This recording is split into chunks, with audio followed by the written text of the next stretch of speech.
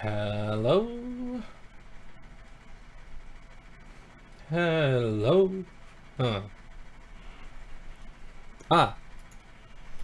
Hello? Hello? Hello?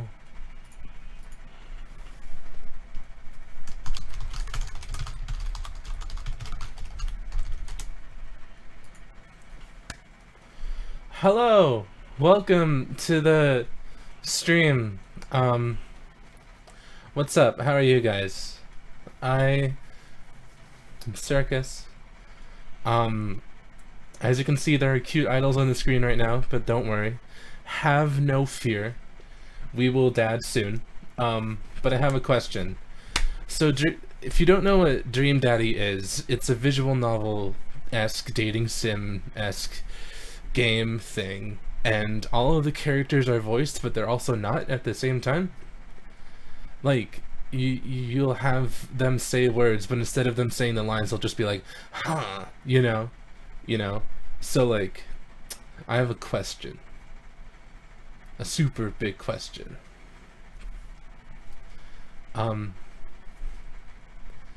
Should I read out the lines and read basically the entire game out loud?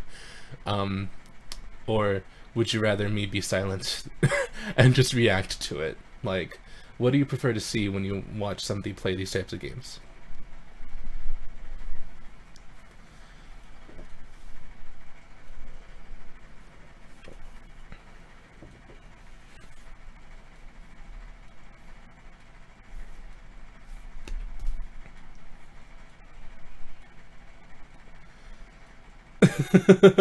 Read the game? Alright. Alright. Alright. Really? Alright, I guess it's unanimous then. I'll do my best. Oh my goodness, Fats chat. Alright, so. Tell me how the volume levels are. Because there's background music, and to me, it is very loud. I'm like shouting to talk over it right now, but tell me how this, like volume-wise, how this goes. We need to work with this together. We need to put this together. We need to, yeah.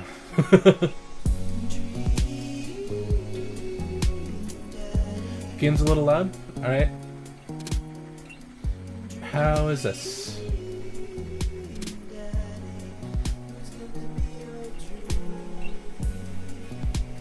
Alright, I'll turn it down even more then. I mean, there's a delay, but I'm assuming it's eternally loud. I'll turn it down so I'm not shouting over it. This is also the loudest the game's gonna get, probably.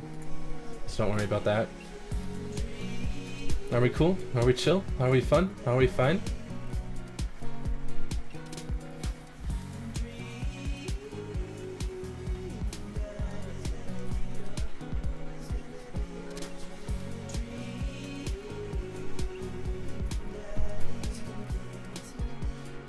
Still a bit loud? Are you sure? Yeah, this is basically, it's not as lewd as Honey Pop. It's hip for teens, I guess. There's when there are sexy times, it goes black. The screen goes black. So it's not like Honey Pop, which is very, very sexualized. It's a little quiet now. Oh my god, you guys, it's okay. Hold on. I know that volume stuff is very important. Alright. Alright, let's go. So let's start a new game. A new dad. A new life. A new day. Z. How many Z's is that? Z. Dot. Fuck. Z. Dot. Z.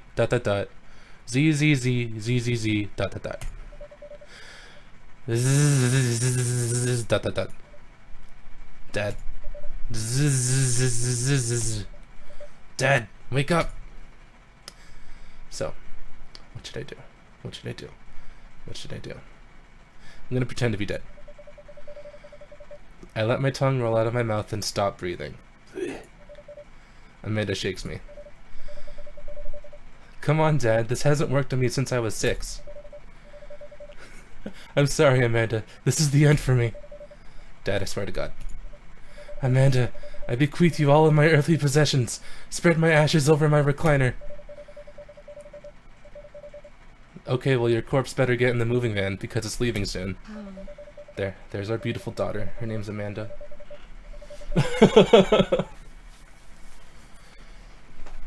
I finally open my eyes and sit up. I'm lying in the middle of the living room, spooning a moving box. I yawn and stretch. Morning, Amanda Panda. Oh my god. Ugh. I've never said that out loud before. I've read that, but I've never... Ugh, I'm disgusted and I'm not even Amanda. Yikes, dad breath. Go brush your teeth.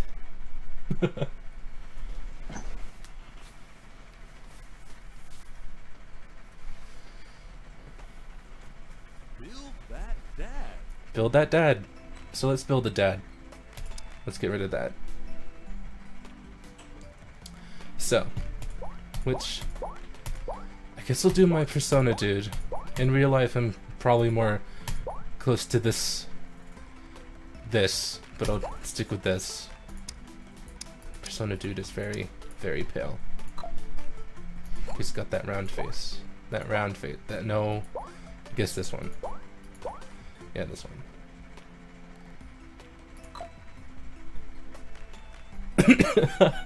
I won't use the Goku hair.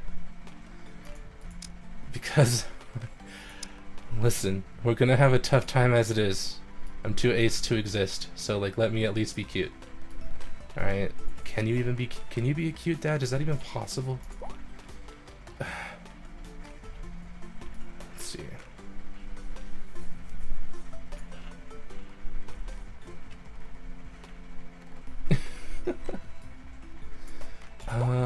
I guess let's do this very, very fast. Let's pick that hair. The eyes, the droopy, sad. The blue, the nose, the point. Let's see. Look at all these noses. This nose. The mouths. There are a lot of mouths. But I'm gonna be the cat mouth. Yeah, you know, like, yeah.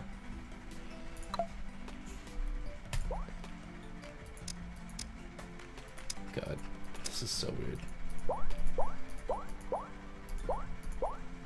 Angry? No. Where's the sad? There we go. There we go. Animu eyes, you guys. Do you want Goku hair? Are you sure about that? Are you sure? Hey Siri, fuck off. Sorry, Matt. Hey! I have my phone plugged in. So, you know, whenever I just slur my words, Siri's just like, excuse me? It's fine.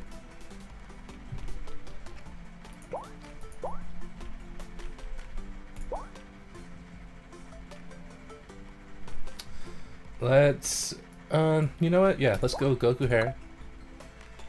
I like droopy eyes, but should we do hard eyes?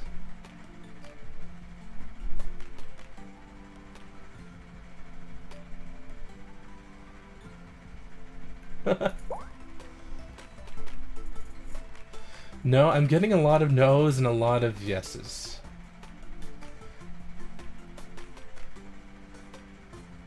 There seems to be, once I committed to the no, there was a lot of no!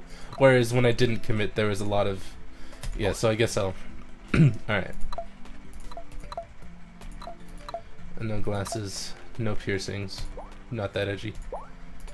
Clothes.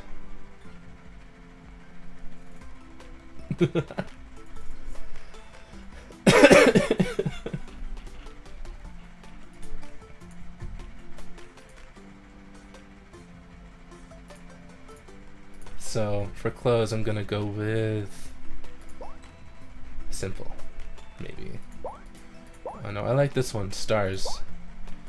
I was never into suits, I'm not a suit person. There's this outfit, it's pretty great. but I feel like it's copyrighted. You know. I mean, it's not, because this is a Game Grumps game, and this is Dan, but like, you know, it's like weird, because I know these clothes are Dan, so it's like, Egg boobs, but isn't that... Listen. Egg boobs are great. They're great. But stars. Stars. I should change the eyes, but he's sad and droop. Oh, what about these?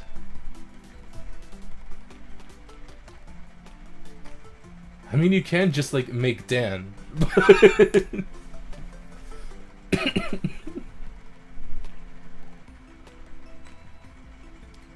Listen, I have droopy, tired eyes all the time. Maybe, okay, this one. How about these? You know, because none of these eyes are really great. I mean, they are also all very great. I love this one right here. And these are pretty cool. And this is, I'll be real, this is kind of horrifying. But these are also great. This is good. Maybe these or these? The ones looking up, or the ones that are just like, Okay, fine, I'll do egg boobs. I guess. Every single dad in the world will be wearing egg boobs.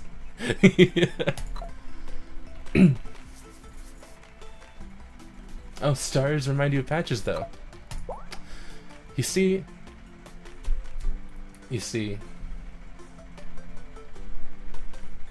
Do egg boobs... Okay. Okay. Egg boobs are stars. That is, I like these eyes because they don't look too creepy, but they also look very tired. So that's what I wanted.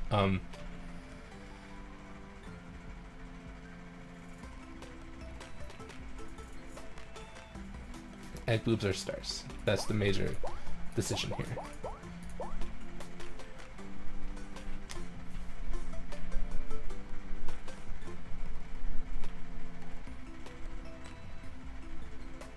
Okay, I also see a lot of changing the eyes to looking up.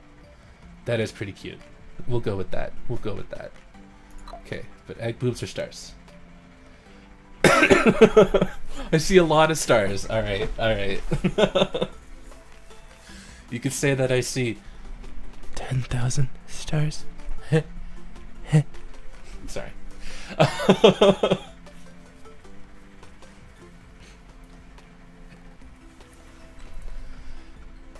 I'm a smug cat now, you know, like meow. That's the only cat joke I'll ever say. I mean, I'm sorry, but lots of stars. Lots of stars. Alright, so our dad is done. Looking good. Name that dad. Name that dad.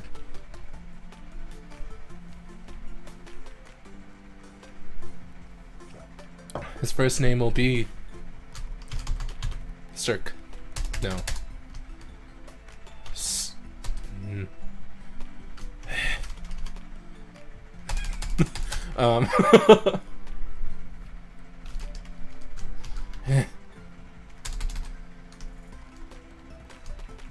You know, like, yeah.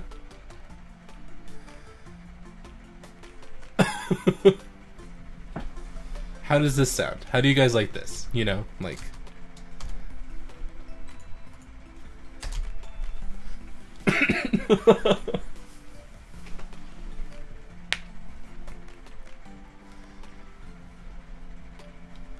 Carl?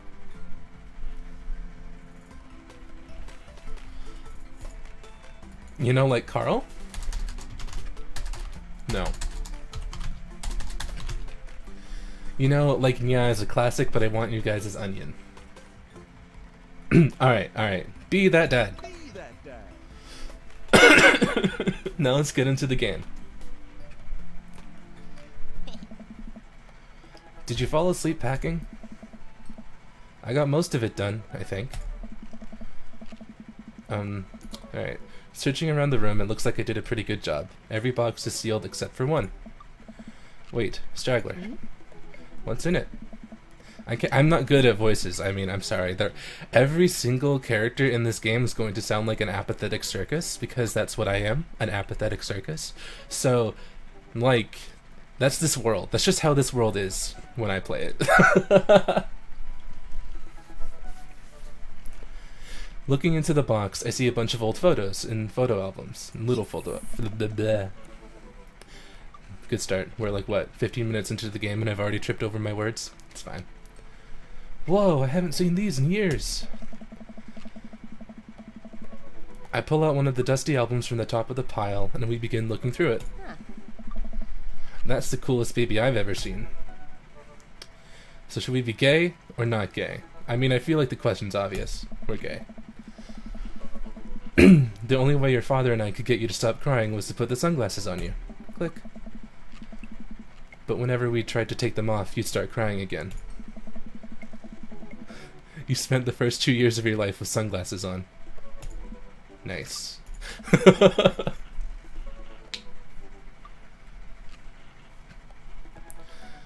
Halloween, when you were maybe 4? Oh my god, that dragon costume. You couldn't decide between being a princess or a dragon, so you went with both. Princess Dragon. Why do I remember crying in that dragon costume? You saw yourself in the mirror and realized you were afraid of dragons. Seeing yourself inside the dragon's mouth was a realization of your greatest fear, I think. Right. Yep. Definitely repressed that memory. And this was you in your horse phase. I like the writing in this game, it's great. Oh. Dad! I believe you named that plush horse Sir Horsington the Brave. Oh no. I don't think that was his... Amanda lunges for the photo, but I quickly snatch it away and hold it above her head with my superior dad arms. Nice try, but this is important blackmail for later down the road. Nah. Does you know, like, Nya is gay?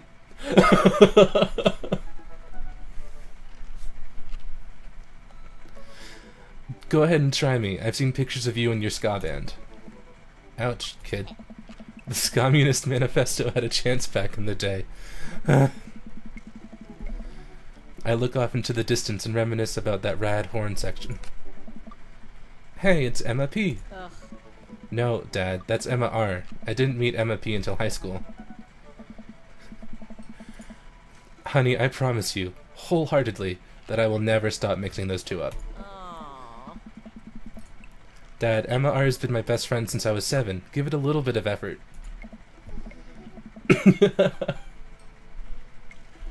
Oh right, Emma P was the one who tried to steal people's pets, fired a flaming tennis ball at the police station, pooped her pants during a sleepover. I like this one. Fired a flaming tennis ball at the police station. Lighter fluid, tennis ball, tennis racket, right? Dad, that was you. Oh right, I was a wild child. I was 6 when you did it. Okay, Amanda, I wasn't aiming for the police station. It just happened that there was a police station in the vicinity of where I wanted to hit a flaming tennis ball. Aww. Yeah, I remember you explaining that to the police. They didn't believe me either. Yeah. Anyway, I gotta show this to Emma R later. She'll get a kick out of it.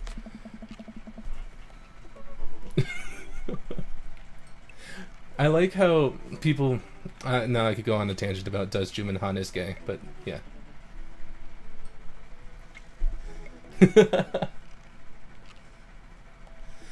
The first photography award you've ever won. Yeah, and it got us a $20 gift card to McFridays with a Z. Yeah. And then you got food poisoning from the cheesy what? From the cheesy tostada blasts. I think you mean food poisoning, you know, with a Z. Dad. Still can't drive past McFridays without gagging. Still proud of you, though. Amanda reaches deep down into the box and pulls out one last photo. Neither of us say a word. We stare at the photo for a long moment. This is the sappy part that I'm going to be uncomfortable reading, so let's prepare for that. I finally decide to break the silence. I mean, I could choose to be Adopted.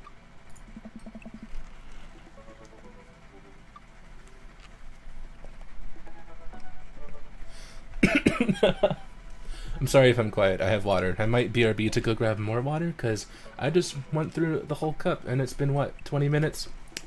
Bad time. Anyways. It's kind of a funny story. The day we brought you home, we got into a car accident. It wasn't anything big, just a little fender bender in the parking lot. But of course, I was freaking out, and the little old lady who crashed into us was freaking out, and I didn't know what to do. But your father, oh man. He holds my hand and looks directly in the eyes. Looks me direct. He look eyes directly at the calmest I've ever seen him. He says, "It's okay. It's all gonna be okay." ... He was right, you know.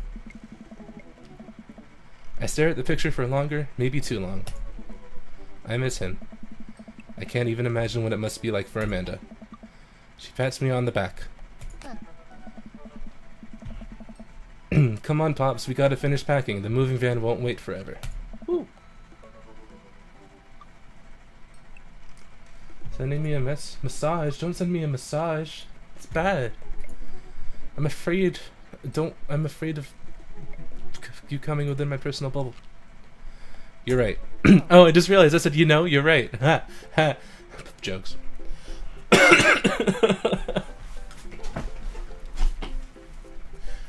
I am super awkward, and I just want you to know that the face matches my awkwardness. It's perfect, you know? It's when you realize that, it's perfect.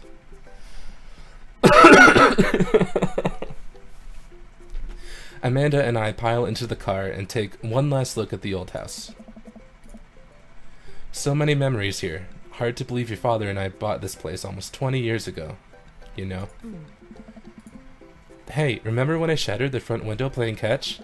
You always had very strong arms. Hey, remember when I shattered the other front window pretending to be a robot who breaks windows?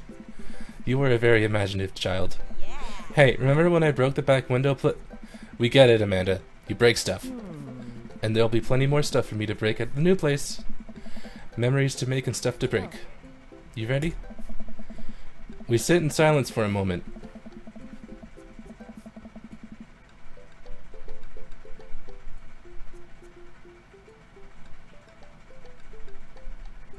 Okay.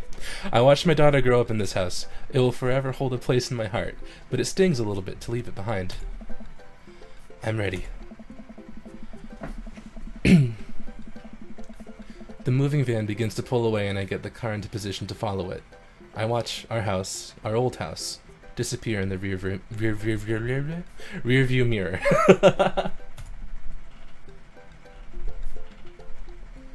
So what? So sell me on our cool new pad. I clear my throat and do my best cheesy announcer voice. I'm not gonna do my best cheesy announcer voice. I'm awkward enough at it as it is. I trip over my words when I speak normally. If I try to do that, I will surely die.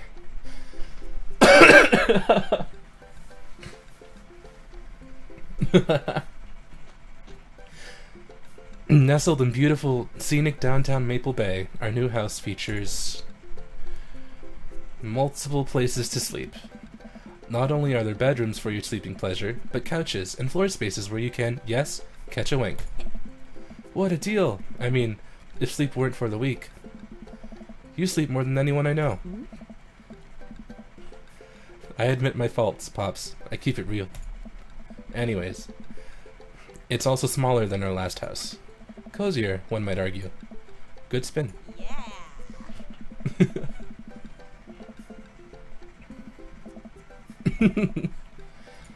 Yeah, I don't normally live stream these games because I feel like this must be awkward to watch me literally just non-stop read stuff.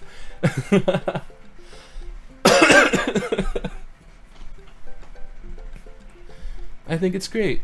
Won't we be close to a lot of cool stuff that we can walk to, so I don't have to waste gas? And I mean, trying to park downtown is, you know... Amanda, you know you're going to have to learn how to parallel park at some point, right? Not gonna happen, Pops. I think someone needs to do a 3-point turn on their attitude. I don't know how to do that either. Have you met the neighbors yet? Not yet, but the neighborhood seems pretty quiet. So you won't have to chase any rowdy teens off your lawn? You are the very teen you mock when you say that, honey. Huh?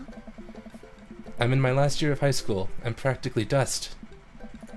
Yeah, you're a real... Oh. Don't you dare. Senior.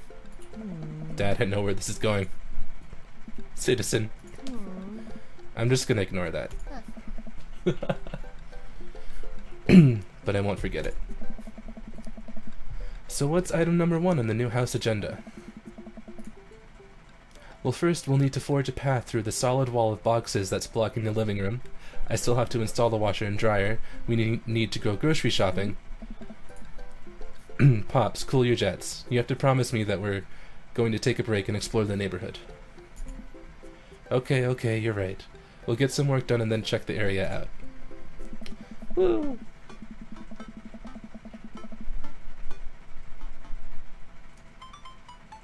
The van is moving in your imagination.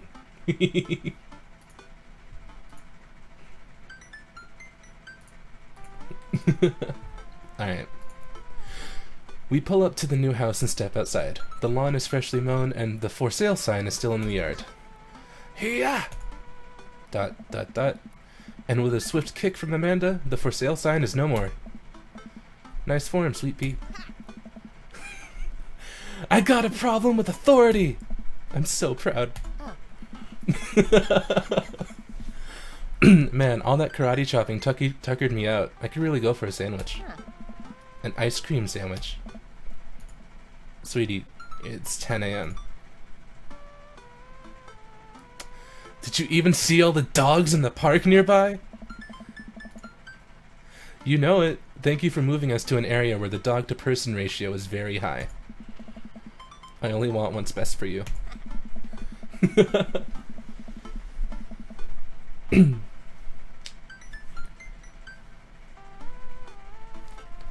Oh yeah, I don't know why everyone's talking about Mystic Mess. Oh, I was gonna add the chat on the screen. I forgot that. I super forgot that. Where would I put that? You know what? Hold on.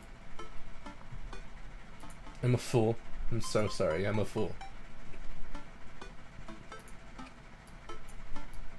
Let's put it up here. It will cover some dad's faces, but it's fine. It's fine. But I'm pretty sure people are mentioning Mystic Messenger because I said does Jumanhan is gay, but I said that because I was going to go on a tangent and say that people think that's a Mystic Messenger meme, but it's actually from Does Bruno Mars is Gay, which was from Game Grumps. And this game is sponsored by Game Grumps, so it ties in, but I stopped there, and it just stopped at the Mystic Messenger part, which is not even the true origin of the meme. You gotta research your memes. I'm sorry. I'm very sorry.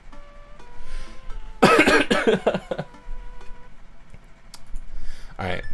I hope you're prepared for the frequency at which I interrupt conversations to yell, "Dog!" to rocket way up.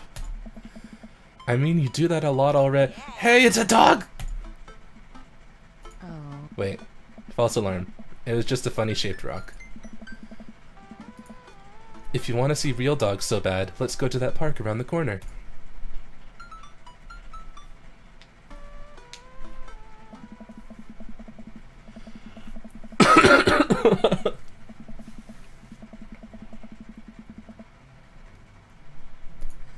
I'm just chilling and doing whatever I want at the start. I don't know who I'm gonna go, which dad I'm going to woo, to swoon with, whatever, yeah. Amanda and I begin our stroll through the neighborhood. I can't believe how beautiful it is outside. Kids are playing in the street, the flowers are in bloom, and the faint smell of a nearby barbecue drifts through the air. This place is nice. Too nice. I don't trust it. Good eye, honey. You can never be too careful. See that baby in that stroller over there? Government operative. We're on to you, baby.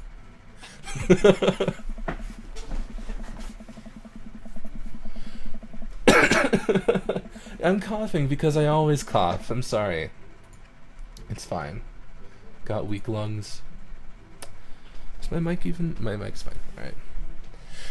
We walk for a while and eventually end up at a small park. Toddlers chase each other through the playground and dogs of all shapes and sizes romp through the grass. It's pretty crowded, but Amanda spots a nice empty bench. We start to move our way over to it when... Heads up! Ow!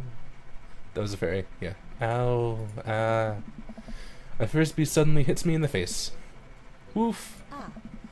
A corgi with a neat plaid handkerchief tied around its neck bounds up to me, wagging its tail.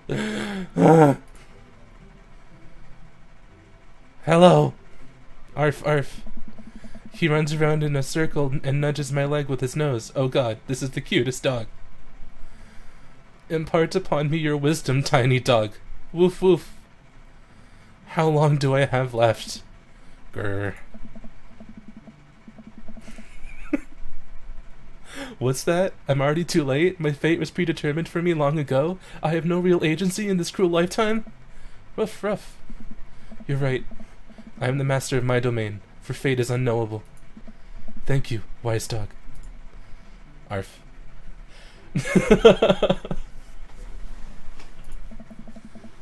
You definitely could have caught that. A guy in a Hawaiian shirt jogs over to us and takes the frisbee from me. You know, frisbees are traditionally caught with your hands, not your face. It's a new technique. It's like disc golf, but the goal is my face. Looks like you're winning. Ha, I'm just messing with you. I'm Brian, by the way. I'm, you know, and this is my...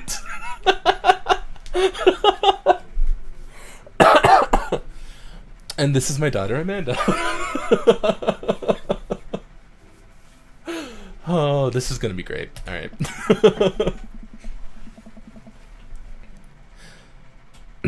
I like how the chat's covering Amanda's face, but that's alright. That's fine. It's chill. I mean, Amanda's fine with it. I look over at Amanda, only to find her sitting on the ground, rubbing the dog's tummy. Hi. Your dog's cool. Ah, old Maxwell sure loves the attention. It's great to see another father and daughter out here on such a sunny day. Where's yours? Brian gestures over to a grassy knoll, where a young girl sits on a checkered blanket. She's reading a book bigger than her head. She puts it down and heads over to us. This is Daisy. She's reading I'm so unintellectual I don't even know what this means. She's reading the brothers She's reading the brothers Karazhan. Her teacher tells me that she has the reading comprehension skills of a high schooler. How old is she? 10. She's a precious little youngster. Whoa. My natural dad instinct kicks in. I must brag about my child's accomplishments. Oh no, it's happening.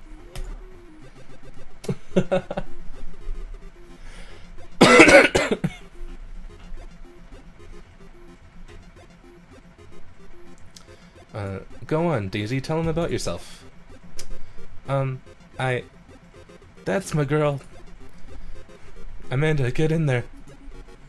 Okay, okay.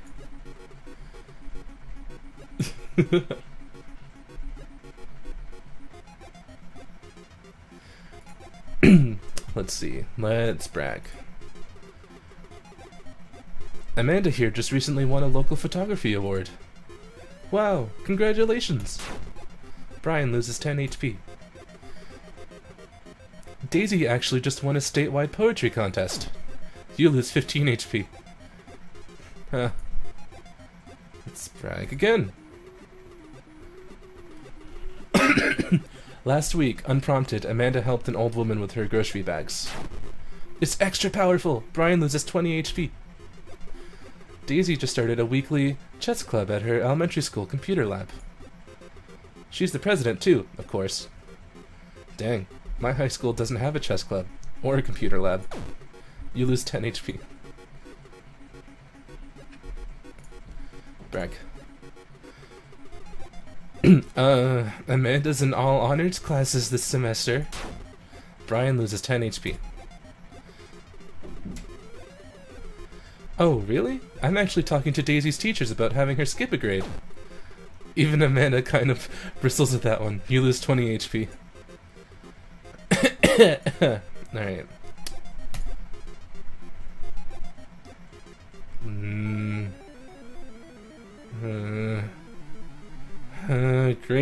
Grade card.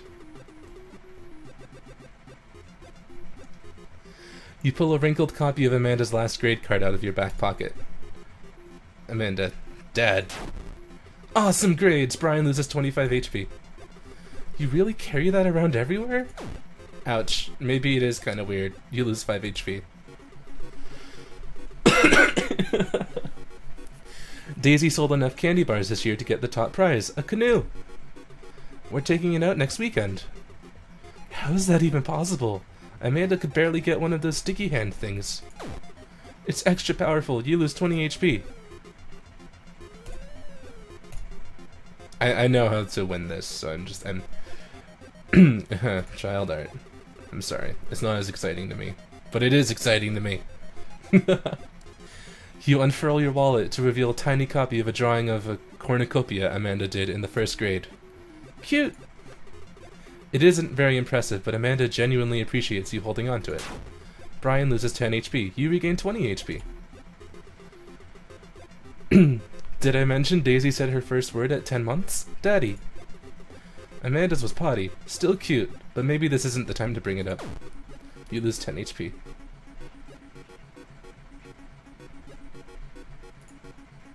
Heh heh heh. Brag! A few months back, Amanda started volunteering at the homeless shelter in our old neighborhood. Brian loses 10 HP. I've got him on the ropes. You two seem to have such a good relationship. It warms my heart. Ah! Why do you have to be such a good loser? So I take it you guys are new to the neighborhood? We just moved in. Do you live around here? Yeah, we live in that cul-de-sac, down next to the coffee shop. What a coincidence. That's where we live too. Small world, yeah. Daisy and I are in that little ranch-style house at the corner. I know that house. It's just like ours, but slightly bigger and better landscaped. Does this guy have to outdo me at everything? What a lovely place. Well, I don't want to take up any more of your time. Really nice meeting you guys. You'll have to stop by at some point. Yeah, definitely. Bye. Brian and Daisy walk further into the park with Maxwell happily trotting along in tow. Do you get the feeling that he was trying to one-up us? Huh? Trying and succeeding. I can't believe that kid's only 10. What was I even doing at her age?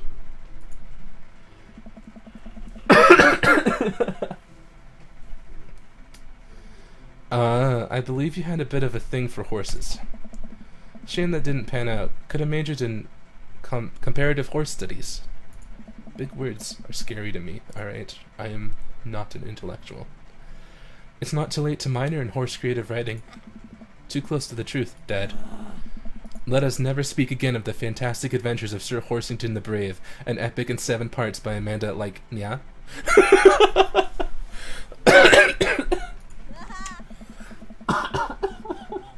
I'm sorry. That is too hilarious to me.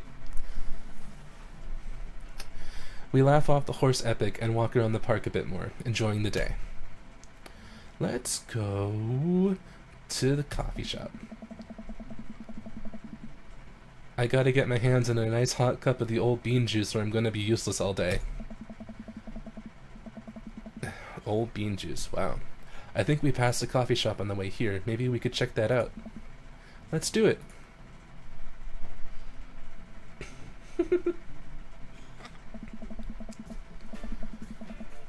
We walk down the street to the Coffee Spoon, a cute little place on the corner.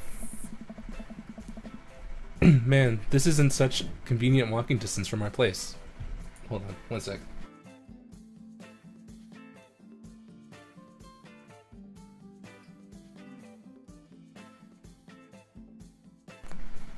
Hello. Trying to clear out my throat, so I just made a lot of gross sounds and hopefully it muted. And if I didn't mute, then I mean, whatever. I think I already read that. I mean, I guess. What's wrong?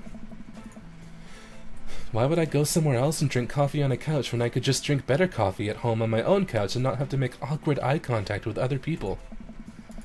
At least when I'm home, some random guy isn't gonna come up and sit on the recliner next to me and I won't feel, like, a little weird about it because technically he's not sitting at my table, but he is very much within my personal zone. Dad. And what's the etiquette when you have a dirty mug? Is there a bin? Do you go set it up on the counter because you don't know where else to put it? Or do you leave it there and feel your face flush hot with shame as you consider the possibility that there is, in fact, a bin somewhere just out of sight and now you're that jerk who left their mug? Dad, are you just afraid to meet new people? Yes, Amanda! We walk inside.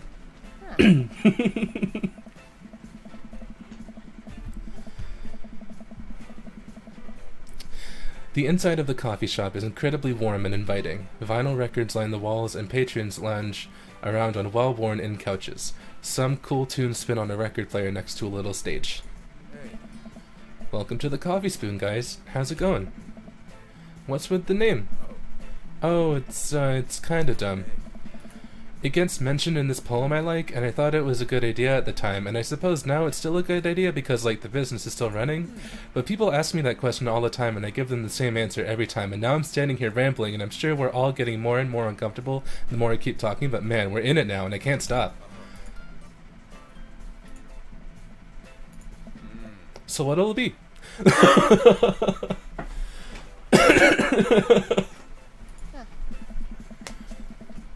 I scan the chalkboard menu and I am immediately overwhelmed. I'll have, I recognize two of these, but I only really like one of these groups, so I'll have an iced Tegan and Sarah. Good choice. I don't get it. I do get it, though! Oh, it's a pun. Tegan and Sarah are this really awesome Canadian indie band formed in 1995. They were nominated for a Grammy in 2013 and are known for being masters of not only pop hits, but meaningful lyricism. I'm doing the thing again. But coming right up. And for you?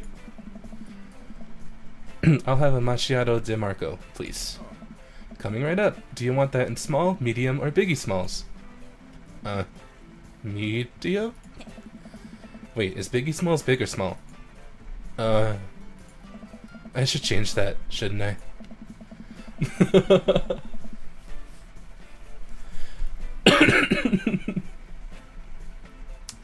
Matt sets to making our drinks and Amanda and I take a seat on one of the couches. What's his deal? Let the man make his puns. They're cooler bands than you listen to anyways. Hey. Hey! Ska was cool once. This couch is actually pretty comfy. Maybe not comfier than our couch, but it's alright. Good lumbar support. You sink right into it. Okay. It's comfier than our couch. Amanda nudges me. This place is right next to our house, and that guy seems not only cool, but also just as uncomfortable with talking to other people as you are. You should totally become friends with him. I don't know. Come on, what'd we say about meeting new people?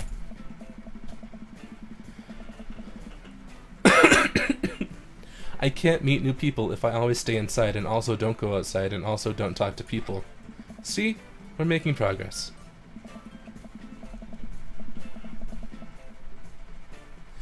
Matt sets our drinks down at our table and I have a sip. The iced Eagle and Vera is delicious. Oh. Hi, we're new to the neighborhood. I'm Amanda, and this is my dad, you know? Oh, right on. Pleased to meet you both.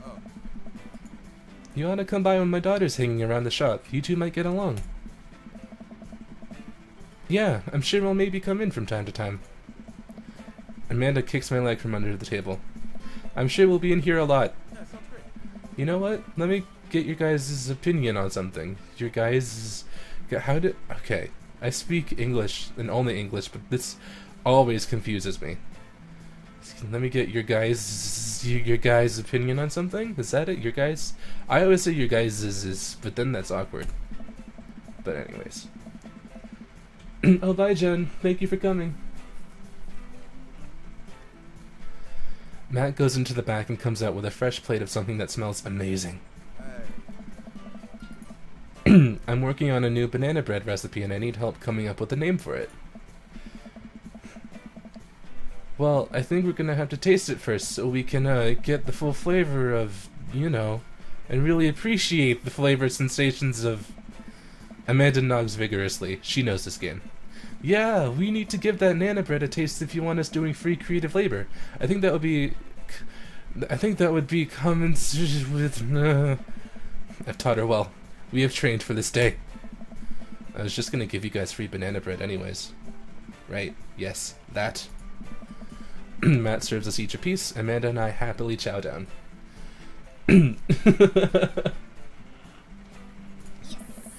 This is amazing. Thanks. The secret ingredient is bananas. So, any ideas? I'm stumped. Well, I think I might only be able to give you dad band puns, but I'll give it a shot. I mean, this is also, again, the only one I fully understand. Right said banana bread? Like, right said Fred, but now it's about banana bread. I think the youngsters would like it despite not getting it. That actually has a nice ring to it. Really? Yeah, right said banana bread. Strong decisions. That's art, baby. I wanted to say baby because I thought it would sound cool, but once I said it, I realized that it just doesn't sound good coming out of my mouth, and maybe I should just leave saying baby to the professionals. Enjoy your coffee! Thanks, baby. See? It sounds good when you say it.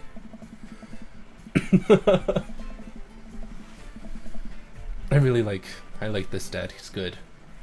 Across the way, a man catches my eye. He sits by himself, brooding over a cup of coffee. Our eyes meet, just for a moment. Question mark, question mark, question mark, dot, dot, dot! I like Amanda's face, just is forever stuck with this.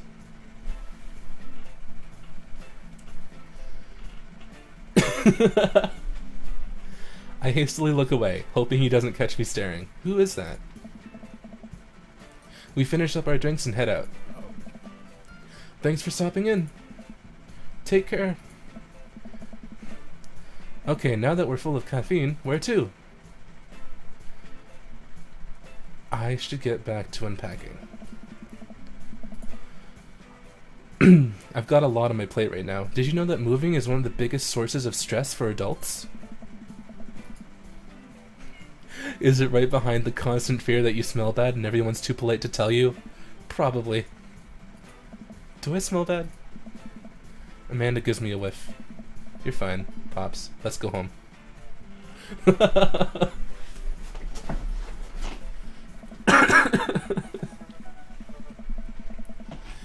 I get to work unpacking the various boxes around the living room. A couple hours pass and I get some good work done. The washer-dryer unit is both washing and drying, and we can actually walk through the living room without tripping over boxes. First visitor already? I walk over to the door and open it. Hello! A handsome, clean-cut man stands at my door, brandishing a plate of cookies. Oh? Whoa. Oh, where are my manners? My name is Joseph. I'm your next-door neighbor. Oh, yes. Hi. I'm you know. That's what my name is.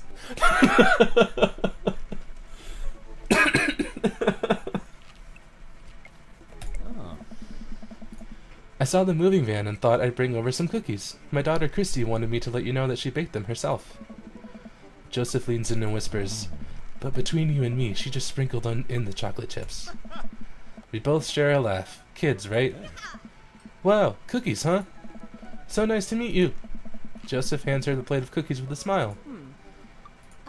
Well, thanks for the cookies. Amanda disappears with the cookies. Amanda, come and she's gone.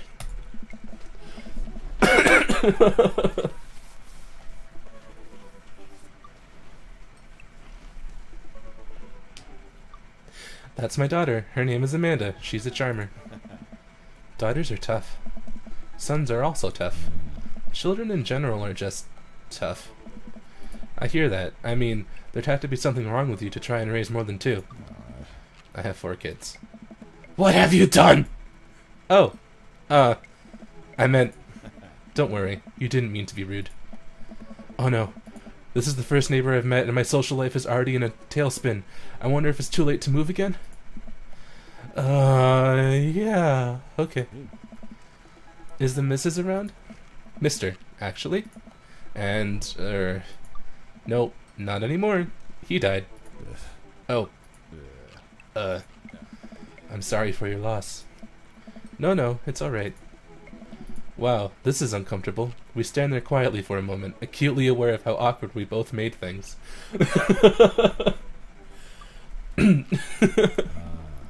I'm sorry, can you close the door real quick? I look at Joseph quizzically, but calmly. After a second, I hear a knock on the door. Opening it, I see Joseph standing there with a huge smile. Hey, I'm your new neighbor, Joseph. I promise not to talk about your dead spouse this time. I'm throwing a barbecue for the cul-de-sac, and I'd love for you to come by and meet the rest of the neighbors in our community. What do you say, pal? That sounds great. My daughter Amanda and I would love to stop by. Also, 4 kids is a perfectly normal amount of children to have. We shake hands to seal the deal. Well, neighbor, I'll see you at 3 p.m. sharp on Saturday. Sure thing, neighbor. Joseph starts walking away, but stops to think for a second and turns around. Hey, in all seriousness, raising a kid on your own can't be easy. If you ever need to talk about stuff, I'm the youth minister at a church down the street. Oh, I don't know. I wouldn't really consider myself a youth. Yeah. You look pretty young to me, but suit yourself. And with that, Joseph's gone. He seemed nice. Amanda walks back into the living room, crumbs on her face and cookie in hand. That was the smoothest recover I've ever seen. I should be taking notes. See? You're already fitting in great. Where'd those cookies go? They're gone. I'm sorry. If it makes you feel any better, they weren't very good. So you ate all of them anyway? I guess that makes it break time.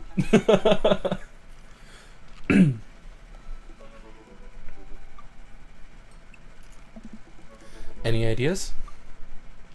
Joseph probably wants his plate back. I think we get a ton of good neighbor points if we bring this back. We're gonna be the best neighbors in this whole cul-de-sac. We're gonna kick all the other neighbors' butts. With kindness! Amanda and I step outside. Okay, maybe Goth Dad. Maybe we'll go for Goth Dad, but we haven't even met him yet. He's great. Shoot, I'm actually not sure which house is his. I'd hazard a guess at the big one with all the well-groomed blonde children sitting in the yard. Good eye, kid. And remember, we need to make a positive first impression here. Keep it light. We all walk up to the kids and wave. Hey guys, is your dad around?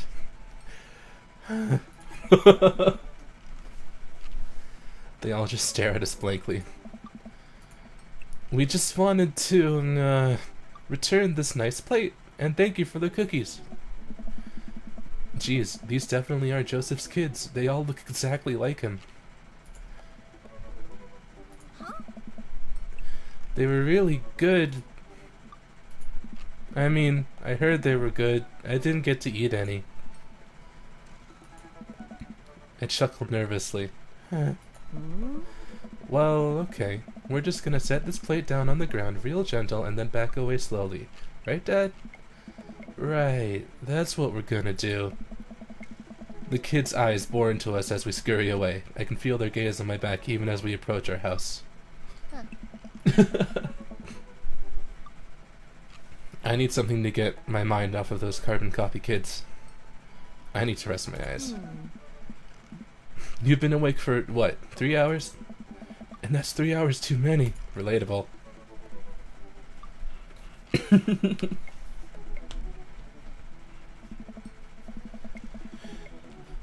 As we're walking home, I hear heavy footsteps coming up behind us.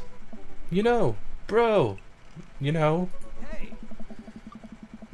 I turn around and am greeted by a familiar face jogging up to us. Craig? Bro! Bro. Holy, wow. I haven't seen Craig in forever. It's been too long, dude. My dude. Yeah, wow, you look great. Yeah, I cleaned up my act. Cleaned up his act? Are you kidding me? He's ripped. Amanda, this is my friend Craig. We went to college together. We were roommates for a while, too. Amanda, dude, you probably don't remember me, but you're so big now. Hello, and hello, cute baby. Aw, thank you. The last time I saw you, I think you were about her size. This is River. Say hi, River. He picks up her tiny wrist and waves it around. River gurgles happily. Are you babysitting?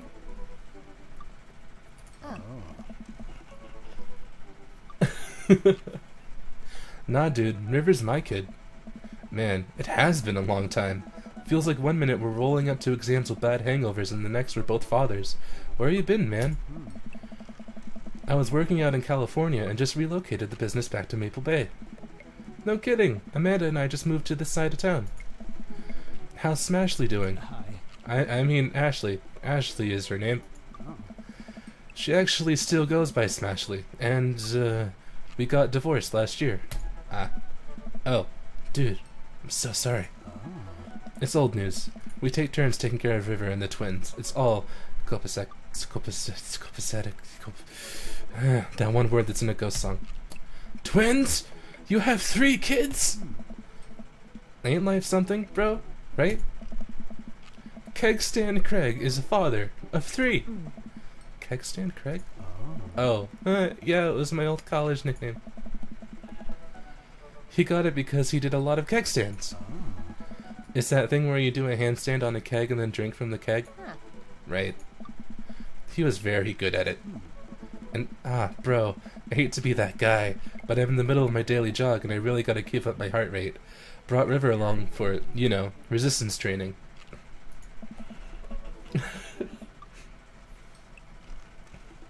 You jog daily? I jog yearly. On January 1st, when I promised myself that I'm gonna jog daily for the rest of the year but give up after 30 minutes and just walk home.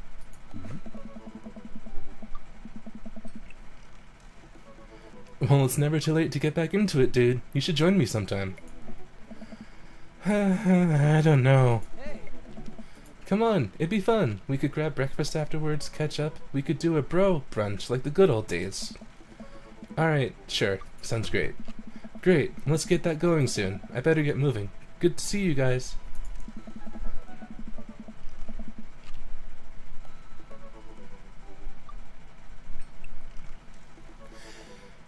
Craig gives a little wave, puts his earbuds back in, and jogs off.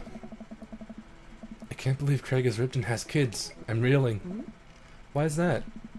The Craig I knew is not fit to be responsible for any living thing, including and especially himself.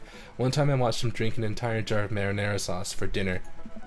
Amanda, he opened up a new jar of marinara sauce and then he drank it like it was a thing that normal people do. It was unholy. And then I asked him what the hell he was doing and he said, and I quote, "It's basically a smoothie, bro." I mean, technically he's not wrong. He jogs! He was jogging! He's like a totally different person! Anyway, we better get home. I'll have plenty of time to reflect on how old I feel later.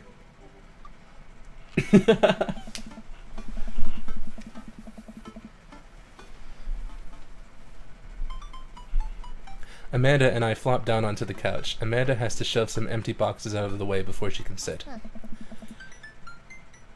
Too bad we're gonna be putting my stuff right back into these boxes in a few months. No, don't say that. Aw, Dad, it's gonna be okay. I'll be fine. I know. It's just, you're my little girl. It's gonna be weird not having you around. I'll come visit and I'll text you every day. And I'll take lots of pictures. I mean, obviously, I'm a photography major. You promise? Of course. Are you gonna be okay by your lonesome? Oh, come on. I'll be fine. I'll get a dog or something. A dog! Forget art school. I'll stay for the dog. Is that what it's gonna take? Medium-sized dog. Handkerchief around the neck. I get to name it. That's what it'll cost for me to give up on my dreams. I'm a woman of simple wants and needs. Well, a dog is a lot cheaper than college. Amanda laughs. She did the laugh. Suddenly, a pile of envelopes slides through the mail slot.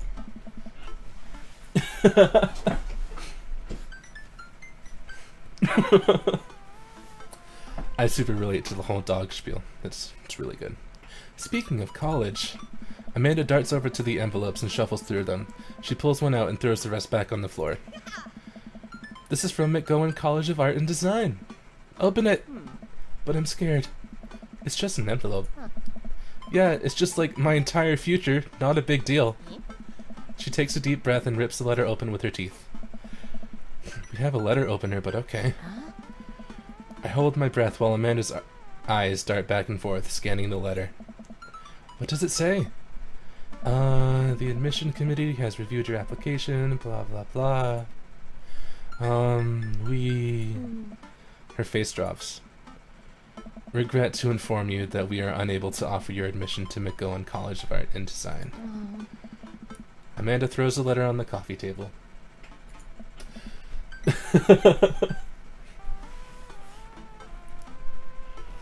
Aw, sweetie. It's okay. I kinda saw it coming. I know we shouldn't have put that experimental stuff in my portfolio. Their admissions officer told me they just want to see portraits or whatever. I pull Amanda in for a big hug. You're an amazing photographer. I know how much work you put into your portfolio. Some other school is gonna want to snatch you up for sure. Yeah, I know. It's fine. Are you actually fine, or are you just saying that? I'm fine, really. Her face says the opposite, but I probably shouldn't push her on this. Oh, and before I forget, Emma R and Emma P are sleeping over tonight. So... You need me out of the way because I'm painfully uncool? I would choose more delicate phrasing, but... Yes. Well, I'll have you know that I conveniently already have plans for tonight, so you'll have the new place to yourself. Yeah? What are your plans? Quick, think of plans! I am secretly the mayor of this town. Amanda, the town needs me.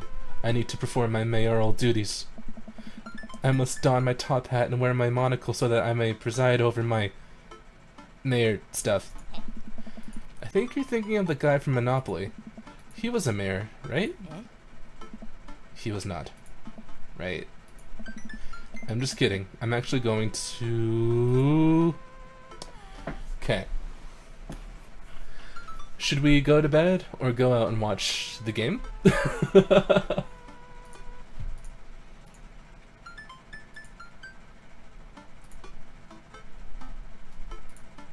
What should we do?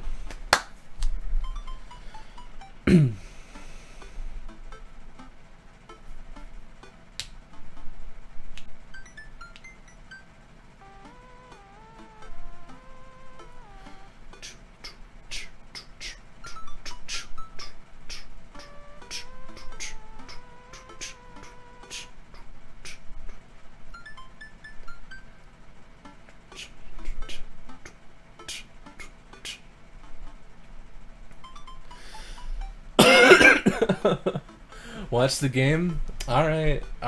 I've played this game before, so I know where this leads. I just wanted you guys' opinion.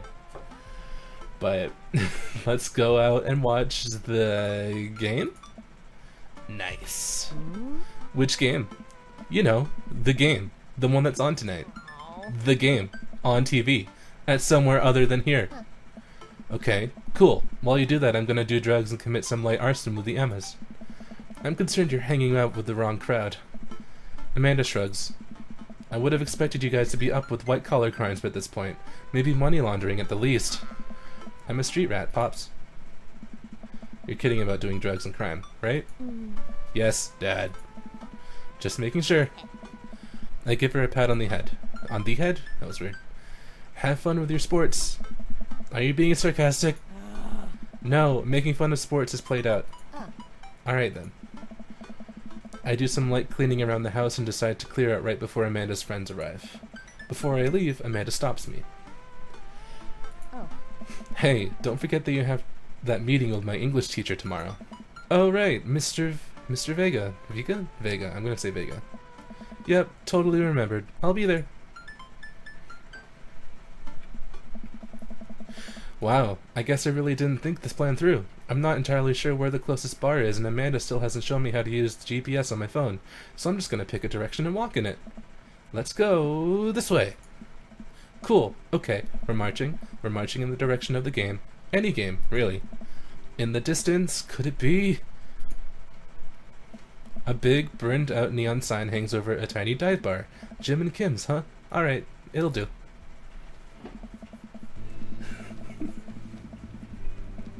The bar is small and dimly lit. The crack of pool balls sounds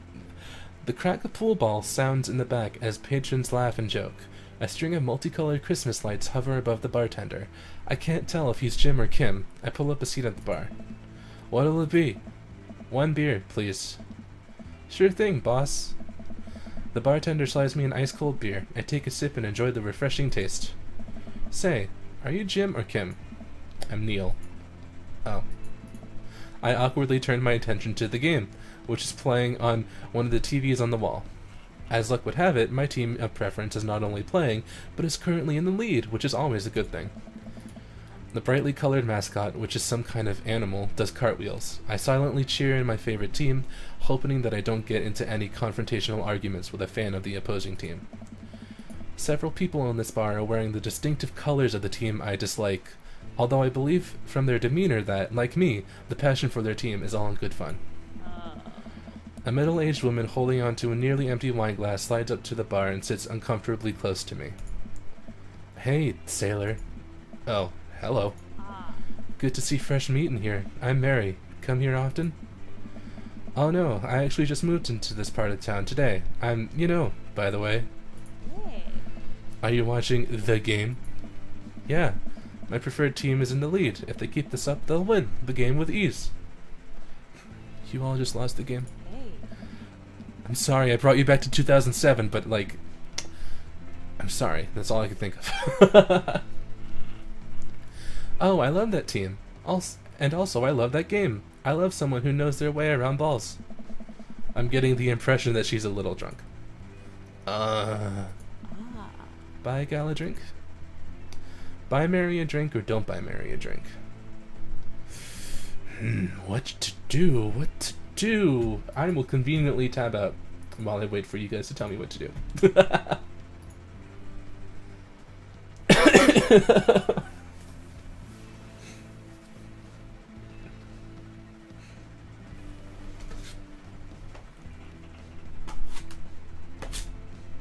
There is a moth on my thing. Move. Friend, I don't want to murder you. Just fall. Don't fall. Just leave, friend. Alright.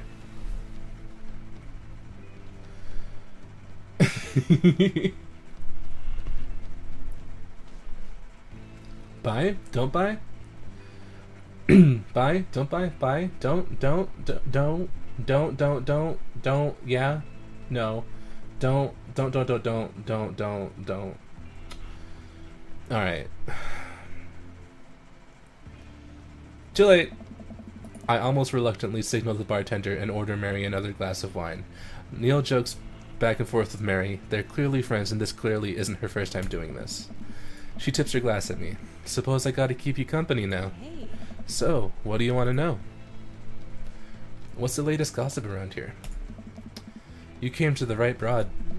I'm an observer. I watch people. I see everything, know everyone, nothing gets past me. So what? I thought you were gonna... I forget what we were talking about.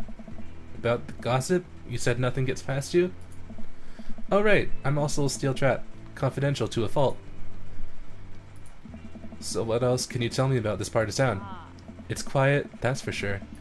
If you want an idyllic little life with white picket fences, this is the place to do it. But every town has its secrets, you know. She takes a sip of her drink. That was a little too ominous for my taste. She leans closer. Would you like to learn some of my secrets? Oh boy. Maybe some other time? Suit yourself, sailor. Mary saunters off, setting her sights on the newest bar patron to enter.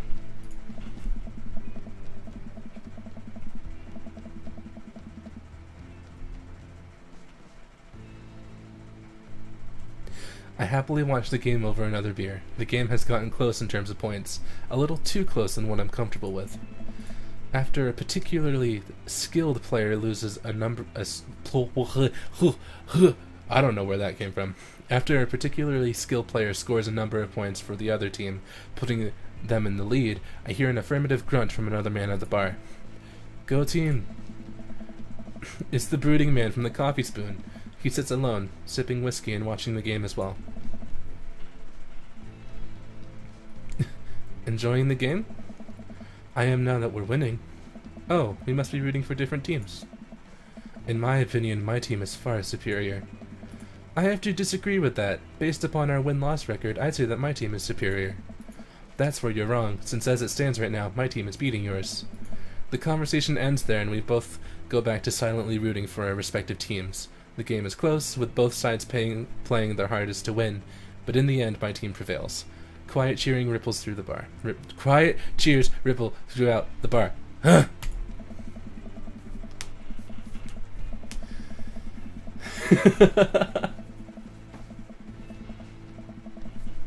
I raise a respectful glass at the man drinking whiskey. He raises his in response.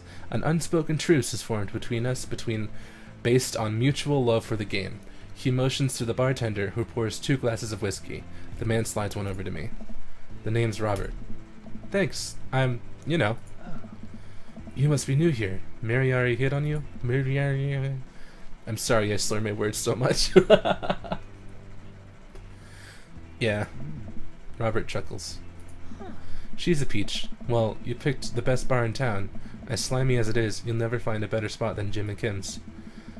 Is there actually a Jim or Kim that runs this place? No, that'd be Neil. Neil waves from across the bar. Good guy, Neil. Not enough Neils in this world. Okay. You a whiskey fella or a beer fella? Beer, but I'll drink most things. You like shots? I love shots. Thank God. Robert nods to Neil, who serves up 2 shots of whiskey. He hands one to me. Here's to your health. We take the shots. The whiskey burns going down, but I try my hardest to look tough. Ugh, I'm a fool who can't read. Wait, I think this is what making friends is. Okay, you know, this guy's out of my friend league, but I think if I play my cards right, we'll be pals in no time. Compliment his...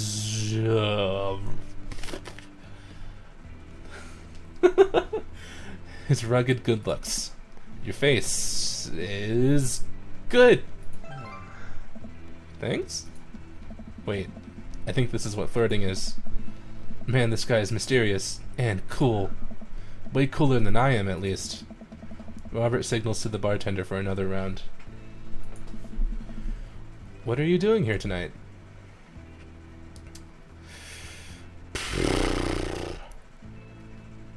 My daughter kicked me out of the house. Not like forever. She was having a sleepover with her friends. Family type, huh? Single dad. He gets up. Be right back. Gotta powder my nose.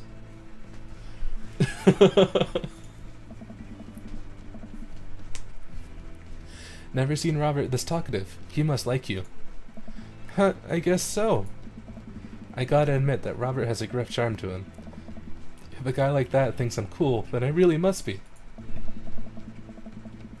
Robert comes back from the bathroom and grabs his leather jacket.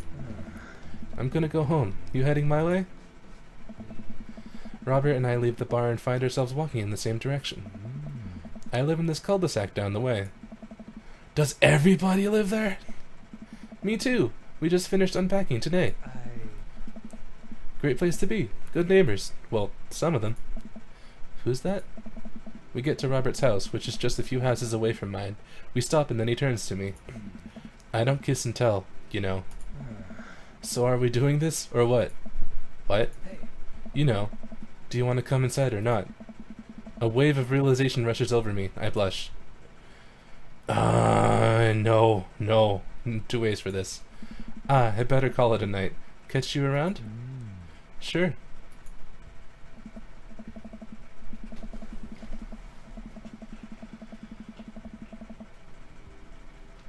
I head home, head buzzing with whiskey. What did he mean by are we gonna do this or not? I plop down on the couch and I'm asleep before I even get the chance to take my shoes off. I wake up to a text from an unknown number. Rise and shine, early bird. Still want to work out? This is Craig, by the way, smiley face. Holy crap, it's 6 a.m.? Who does 6 a.m. anymore? Without realizing it, I drift back to sleep.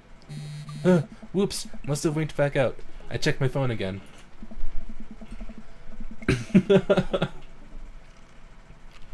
Hey bud, still want to get your swole on? I'm ready to tear up the track. Hit me up.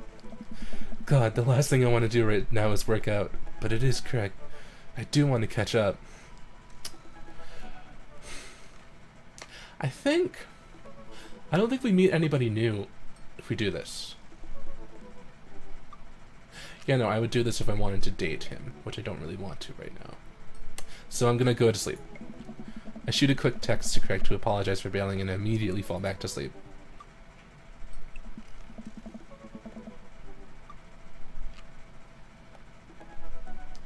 Oh man, how long was I out? What time is it? I look over at the clock. It's 3:55 p.m. I have to be at the parent-teacher conference in 5 minutes. I jump out of bed, throw on the nearest clothes, and run out the door.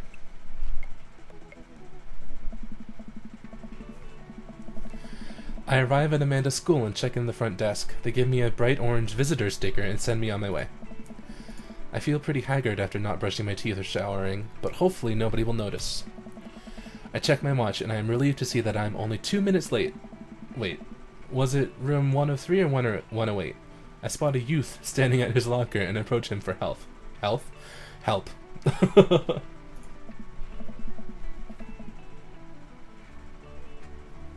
Excuse me, do you know where Mr. Vega's classroom is? The youth turns around and looks at me up and down with heavy-lined eyes. Come on, kid, I'm late for a meeting. Mr. who? Mr. Vega. I don't know. Have you tried the exit? Okay, wise guy, are you gonna help me or not? Fine. Up those stairs and to the left. Can't miss him. I head up the stairs and walk around, unable to find Mr. Vega's class anywhere. After a couple minutes of searching, I head back downstairs. That punk youth sent me on a wild goose chase. I never realized how weird the youth thing was until I'm reading this out loud.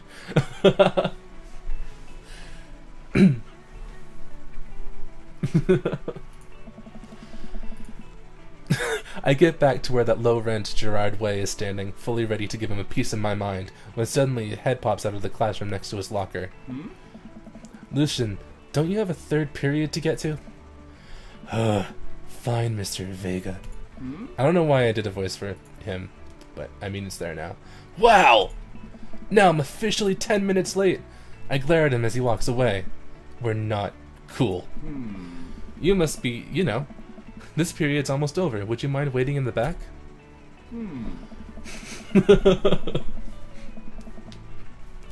Mr. Vega leads me in, and I take a seat at one of the comically small students' desks in the back. I might get stuck in this. Alright, where are we now? Wait, I just skipped an entire word. Alright, where were we? Now who can tell me the unreliability of the narrator in J.D. Salinger's Catcher on the Rye? Salingers? I didn't do well in high school.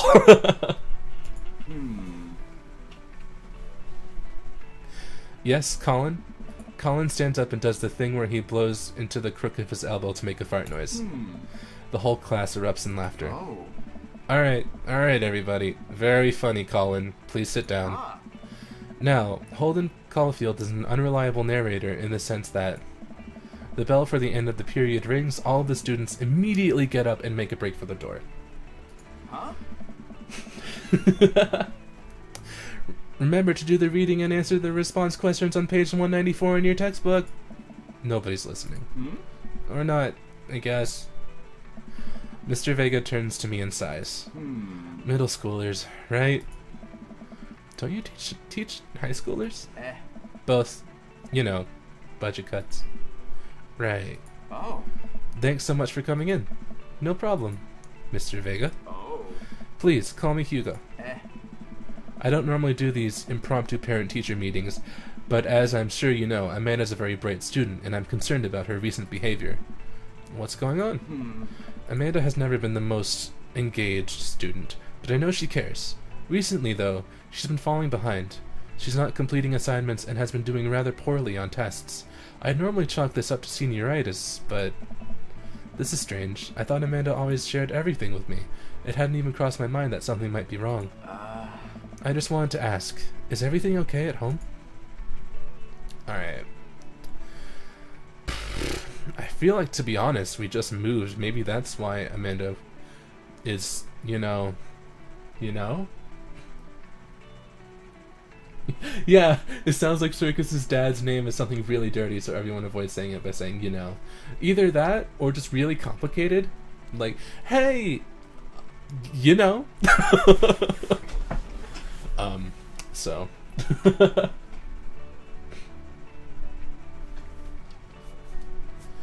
We just moved. Well, we just moved recently, but it was only to the other side of town, and Amanda was more excited about it than I was. Oh. See if you can talk to her about it. I know she values you a great deal, and I would appreciate your guidance.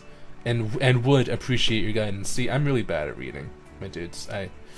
Sorry. If she keeps heading down this road... I know how important art school is to her, and I would hate to see her miss out on the scholarship money that she clearly deserves.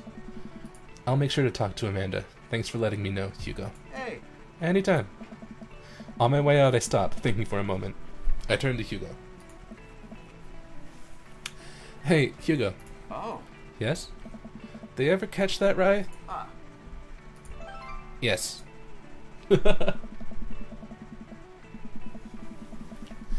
I leave the classroom and make my way out of the school. I'm still a little bit in shock that Amanda was able to hide this so well from me. She's always been such a force for positivity in my life, especially after we lost her father. Amanda must be done with classes for the day by now.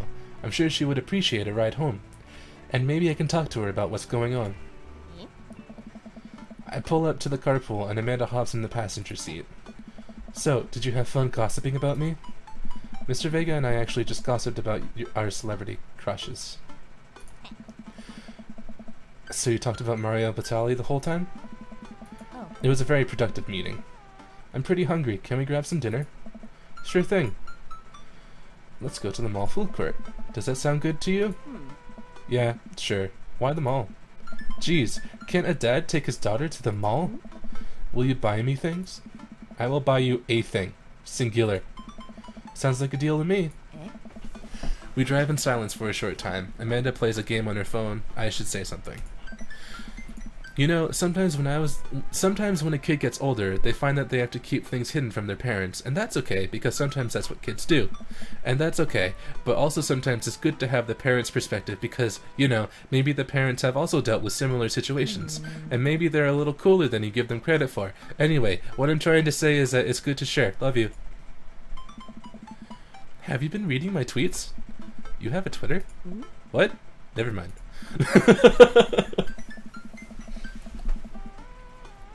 Look, sweetie, Mr. Vega said you haven't been participating in class, and that you're not turning things in. Oh, I'm fine, Pops. Senioritis and all that. I thought you liked Mr. Vega's class. It's fine. He's fine. We pull up to a stoplight, and I eye Amanda. She's still texting. Just, I want you to know that you can talk to me about anything. Uh-huh. I can tell that whatever it is, she doesn't want me knowing about it. That's frustrating. I heard Emma R. is going to that fancy art school in California. That's exciting. Yep. Are you bummed that you guys aren't going to the same school? Yep. Amanda keeps texting. She stifles a laugh. What's so funny? I don't think you get it. Okay. Who you texting? Noah. Who's Noah? My friend. Does he go to your school? Yep. Do you like Noah? Whoa. What? No. Dad! Ugh! I can't believe you would... Dad! I mean, jeez. Why would you... Ugh. Gross. Sorry, just asking. Dad, he's just my friend. Guys and girls can be friends. He's my friend. Okay. Jeez! This is going well.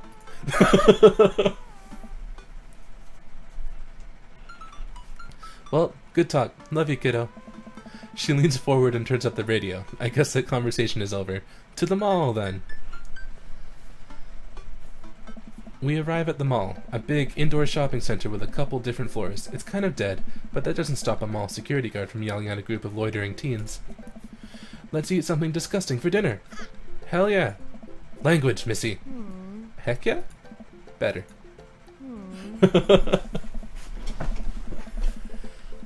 We approach the food court and evaluate our options. There's greasy restaurant after greasy restaurant. My heart burns just looking at the menus. Nobody looks happy to be here. What are you in the mood for? Bread dipped in sugar? Bread with cheese on it? Or do you just want me to inject some fat directly into your bloodstream? I extend my hand to her. Would you do me the honor of sharing some nachos? She takes my hand with a grin. It would make me the happiest, cheesiest girl alive. We order a giant pile of chips and unnaturally orange cheese from a very unenthusiastic and possibly stoned teenager. We take a seat at a rickety table and dig in. These are bad. These are very bad. But also strangely delicious? We have to eat through the pain. We enjoy the fluorescent cheesy goodness together until we're all but out of nachos. So, something's been bothering me for a while. Can you explain memes to me? Which meme? All memes. Amanda sighs deeply and places her head in her hands. Dad, it's complicated. See, memes are inside jokes shared by a bunch of people that get less funny the more people do it. So the problem is that by the time a meme gets to you, Dad, all of us youths have already done the joke to death. And what's worse is that... Hold on. And what's worse than that is that movies and TV and video games will try to jump in on a meme train, but just based on how long it takes to make them, the meme will be long dead by the time it comes out. So it just dates it and it isn't funny. Oh shit, what up? Dad, please. Anyway, changing the subject. Where to now? Want to go to that goth store? What? You know, the one that's all black and tries to establish itself as anti-establishment despite being an exact representation of the establishment? I don't know what store you're talking about. You know, the one where you can buy chain wallets and it's basically an assault on what people fought so hard against in the punk and hardcore movements of the 70s and 80s? Dude, you gotta be more specific. The one you threw up in that one time? Oh, that one!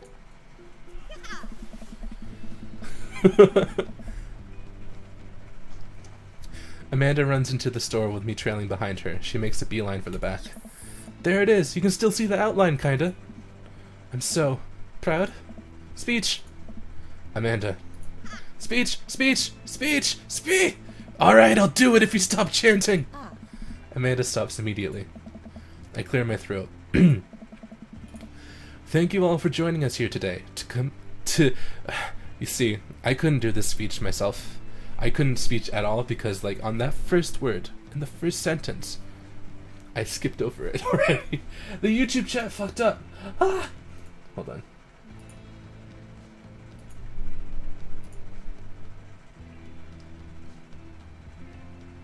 Come back. YouTube chat, return to us. There we go. Be cool. Hello. Thank you all for joining us here today to commemorate an historic movement that will forever shape history. On a day very much like today, some 5 years ago, our very own Amanda Ann, like Nya, had too much blue raspberry slushy on an outing to the mall. After begging her father to take her to Dead Goth and Beyond to buy rainbow suspenders, she proceeded to throw up all over a display of My Chemical Romance merchandise. Her loving father then had to pay for said merchandise, which to this day remains among our possessions. Thank you. Amanda is moved. She begins clapping, slow at first, then faster, and more vigorously. Several other patrons turn their head. One of them also starts clapping. I bow my head. Oh hey, chain wallets. While Amanda busies herself looking at band t-shirts, I try to find something of interest to myself. Not much for a dad to look at in Dead Goth and Beyond. Let's look at mugs. Clearance bin, band t-shirts, mugs. I like mugs the most. I'm suddenly stricken by existential fear. If there's only one number one dad, then why are there so many mugs here that say that? This whole time I thought I was the only one. If I'm not number one, where do I place in the global dad ranking charts? I have work to do. Look, this is very important to me. I overhear a stifled argument at the cash register. An older gentleman is carrying a garment and showing it to a bored-looking cashier with pink hair. I can see that. Don't know what to tell you, dude. I just work here. Listen, when I bought this online, the website said this blouse was Victorian inspired. However, when I received it, it clearly held the trademark of Edwardian dressage. Dressage? Whatever. Do you want a coupon? I can give you a coupon. Will you leave if I give you a coupon? Is there a manager present? People have to know what they're buying. I am the manager. I see. Well, it would seem that I have outstayed my welcome. Good day, shopkeep. Your superiors will receive a strongly worded letter by post. Whatever, dude. The man whirls around and storms out, his literal coattails trailing behind him. I can't tell if they are Victorian-inspired or Edwardian in nature. The chat was covering Goth Dad's face. I'm so sorry. Something I could do with the chat. Hold on. I don't think. Well, no. That's just. Yeah. Hold on. We'll leave it as being kind of. If I move it over here, is it better? No, that's worse because sometimes the text covers their face entirely. All right, we're good. We'll stick with this. Amanda trots up to me with a T-shirt in her hand. Oh boy, here it comes. Hey, Dadtron 5000. Yes, I'll buy it for you. Wow, that was easy. Thanks. At least it's only one this time. Amanda plops the shirt onto the counter and grins at the cashier. I love your hair. The cashier says nothing and rings Amanda up, radiating hatred. I hand her a 20. So what was that guy's deal? The cashier rolls her eyes so hard I'm worried she'll pull something. That's Damien. He's in here all the time. He's obsessed with Victorian fashion or whatever. She hands Amanda her bag and it's clear the conversation is over. We make our way out of the store and head home to get some rest.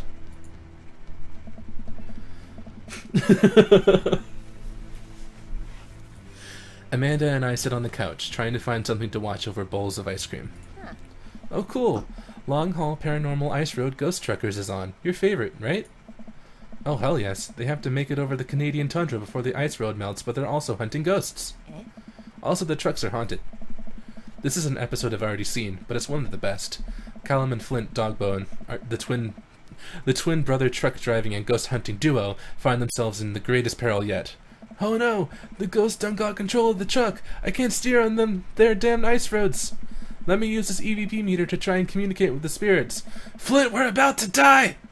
Ah, almost got it. If you listen carefully, it sounds like they're saying, you're going to die. That's because we are about to die, you... This is art. The episode ends and Amanda excuses herself to go and start arguments on the internet. I stay up a little longer, curious about the exploits of Callum and Flint Dogbone after their disastrous ice road incident. Afterward, I crawl into bed and get a good night's sleep.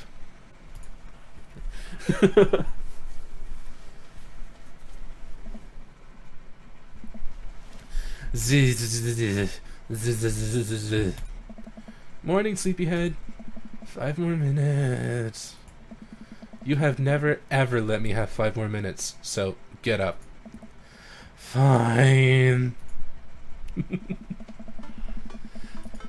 We have cereal for breakfast and spend the morning putting together furniture. Amanda is much better at interpreting the tiny manuals. We were able to put together a few shelves and one desk, but I'm pretty sure it was supposed to be a bookcase. So, you excited for the cookout today? If there's food, I'm excited. Me. I'm all over those terrible store-bought sugar cookies that everyone brings to parties. Me! Yeah, those are bad.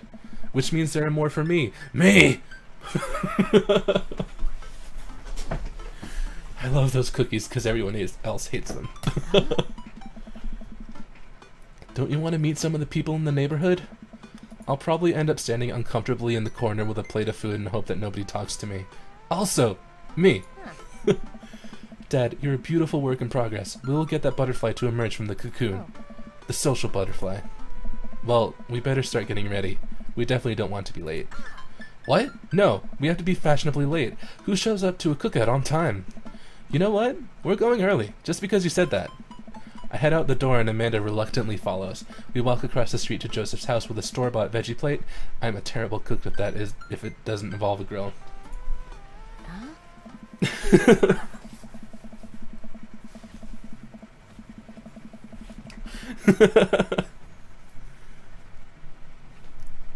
I guess we're not as early as we thought we were. Joseph's backyard is already packed with people, and the smell of hot dogs wafts throughout the air. Small children run in a sprinkler and adults chat in small clusters. I set our veggie plate down on the table next to 2 other veggie plates. Huh. Hey, there's Joseph. I wave to get his attention. The moment he sees us, he jogs over, arms open wide. Welcome. I'm so glad you 2 are here. And you brought veggies. Let me introduce you to my family. Kids, come on over here. This is Chris, my eldest. Hi. This is Christian and Christy. They're twins. They stare creepily and say nothing. Then, of course, there's our youngest, Krish. Wait, where is Krish? Maybe Mary put him in his crib. Oh no, it's the woman from the bar the other night. What is she doing here? Oh, and how could I forget my lovely wife, Mary? Joseph pecks her on the cheek. She smiles. Ah, Mary, sweetheart, did you put Krish to bed? I'll have to go look for him. What? You'll have to... Joseph takes a moment and regains his composure. Mary, this is our new neighbor, you know. Mary, this is our new neighbor, you know, and his daughter, Amanda. I'd shake your hand, but I have a glass of wine that I need to tend to. I love her. Nice to meet you, Mary, for the first time. Charmed. Well, I have to go over there now. Mary leaves. Oh god, this is so awkward. I wonder if Joseph knows. I wonder if Mary knows that Joseph knows. I wonder if Joseph knows that Mary knows that I know. It takes all of my energy to not run away from the barbecue and start fresh in the new city. My wife has a wonderful sense of humor, but please, you 2 enjoy the barbecue. All the guys are really excited to meet you. Wow. I think I've actually met everyone else. Great. I bet... I like how he just kind of started to float away and then he came back. Great. I bet you're excited to get to know everyone better. Hope you both enjoy yourselves. Amanda and I mill around to try some of the food spread out on the table. I pick at some deviled eggs. Amanda grabs a small paper plate and immediately begins to pile it with baked goods. I don't want to have to make friends. Come on, Dad. Who are you going to party with when I go off to school? But I don't want to have to do pleasantries. Dad. They're going to talk about weather. Go. Do it. Make a friend. But how could I possibly abandon my only child at a social function? That's bad parenting. This plate of cookies is my new dad. Bye. Amanda shoves me into the center of the yard. Well, here goes nothing. I look around the party and I'm surprised to see some familiar faces.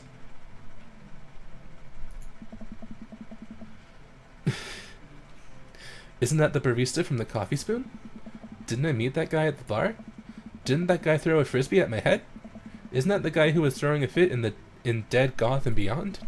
Isn't that Amanda's teacher? Hey, I know Craig. But wait a second. All of these people live in our cul-de-sac? That can't be right. I'd better investigate. So, who should we talk to first? Let's talk to Robert and Brian.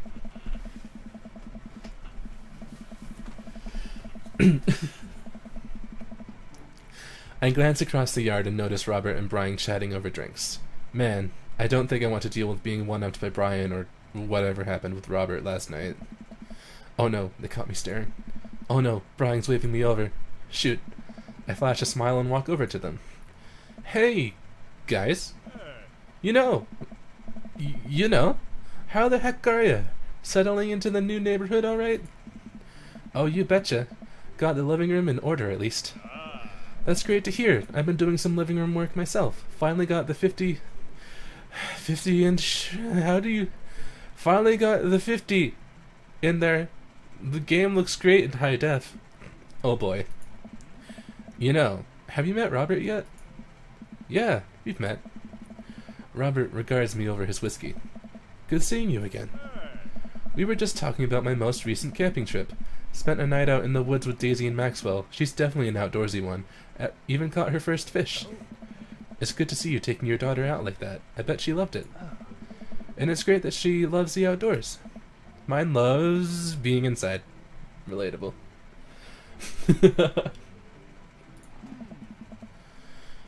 Brian raises his eyebrows at me. Being inside making art. She won a local competition for that art. Yep. Did I put it on too strongly? Robert stares at me blankly for a second. Anyway, I haven't gone camping in years. Not since the last time. Same here. Well, things change once you have Wait, what happened the last time? Robert takes a long sip of whiskey. Well, old Johnny Boy and me were out in the back country. Johnny Boy is a strong kid. Met him in my army days. Comes from Kansas. They build him tougher out there. Anyway, things go south pretty quick. Johnny Boy breaks his ankle, and when the rope bridge snaps, you could see the bone popping out through the skin. Johnny Boy's screaming now, crying for his mama, losing blood. We're 2 days out from the next living soul, and here I am with my dear friend bleeding out in front of me.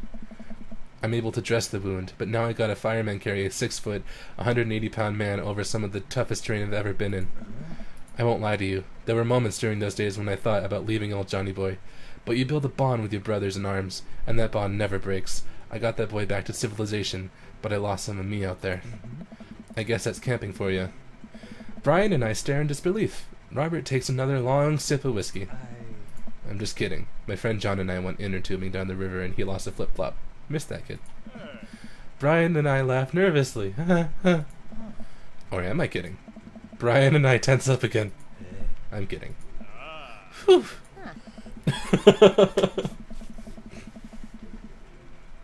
Amanda and Daisy barrel up to us, laughing. Daisy is holding a paper plate in front of her like a steering wheel. We gotta get off this haunted. Oh, I hacked up. I'm so sorry. Oh no, the ghosts locked the doors. Yeah. Quick, hit the emergency escape button. But trucks don't have emergency escape buttons. Dad. Then hit the brake, I guess, and we'll get out of the truck.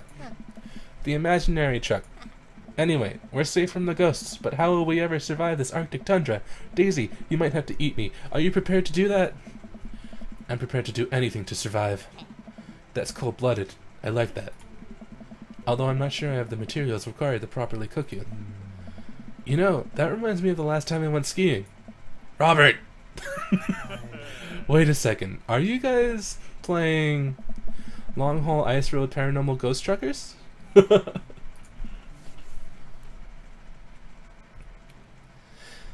Yeah. Amanda and I love that show. It's the best. Especially that episode where Callum hides Flint's keys and Flint retaliates by breaking an ancient cursed urn and sending the spirit after him. Yeah, it's such a quality reality television. I don't watch a whole lot of television, but I do enjoy that show. That and war documentaries. Alright, Daisy, I found us a couple of bugs. They're gonna make a great meal, lots of protein. Gonna keep us from starving out here in this harsh, icy wasteland. But there's a whole table of food right over there. Daisy, it's a game. We're playing pretend. It's what kids do. Live a little. Amanda gives Daisy a handful of gummy worms from the snack table. They eat them with mock disgust. Let's go find kindling for a fire. Okay. But not an actual fire. Because we're playing pretend? Now you're getting it. Daisy and Amanda run off. What a cute couple of kids. Aki is here. Hello! Oh, and Frosty's here. Hello! I don't know what dad I'm picking. I'll be real. Now that we're getting closer to actually being able to pick a dad, I'm 50-50 between Matt and Goth Dad. There's a lot of love for Goth Dad in the chat right now, but I personally really like Coffee Dad. So...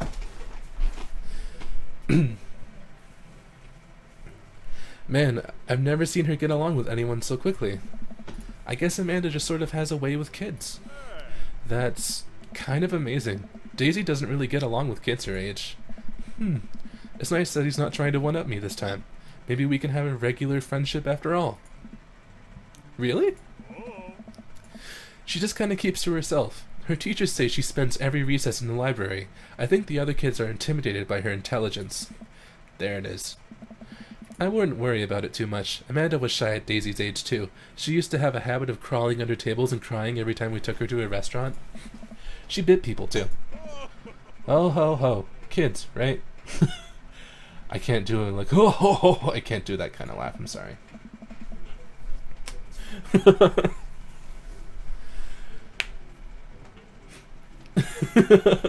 Wow, a lot of coffee, Dad. Wow.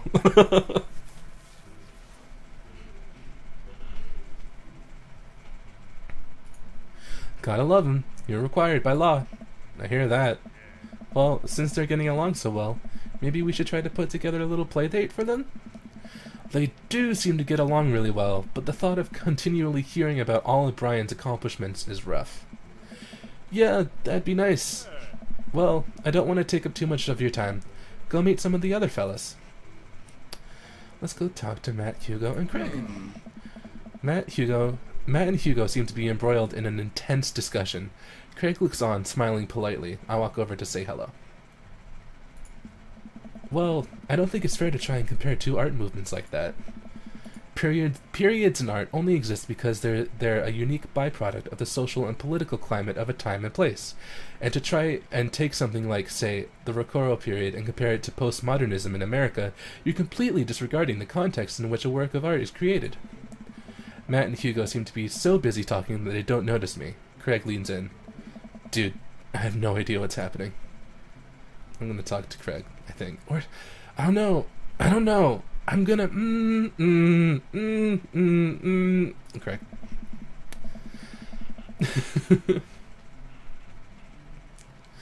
I turn my attention to Craig, who seems a little more attentive to my existence.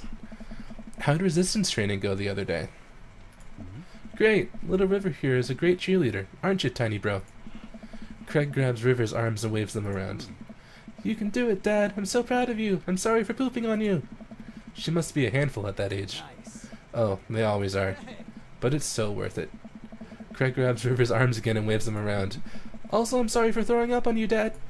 How you settling in? The new place is perfect. It's really cozy and the neighborhood is beautiful, so I'm glad we moved here. And I'm even more glad that we're right next to my old best friend. Craig gives me a playful punch on the shoulder.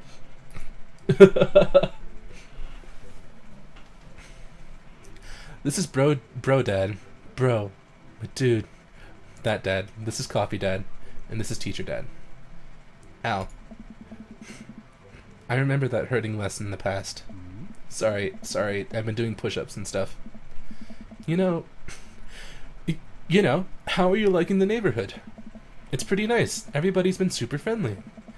Seems like your daughter is fitting in just fine. Matt points across to the yard to where Amanda, Daisy, and another young girl are playing. They're all sitting cross-legged in the grass, picking weeds and weaving them into little flower crowns. It's pretty adorable. And the girl I don't recognize jogs over to us. What is it, sweetheart? It's a flower crown. I thought you'd look cute in it. Well, there's only one way to find out. Matt takes the flower crown and places it on top of his head. Am I cool now? The girl stares at him, thinking it over. Nope. But you're slightly less uncool than you were before you put it on. Hey, this is... hey! This is my daughter. Hello. I'm Carmencita. Amanda comes over with Daisy in tow.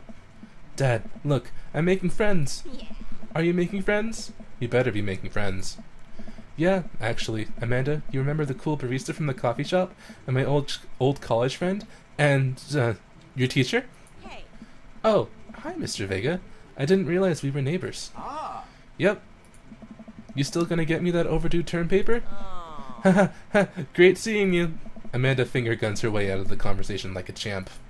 She learned the finger guns move from me. I'm very proud. Oh.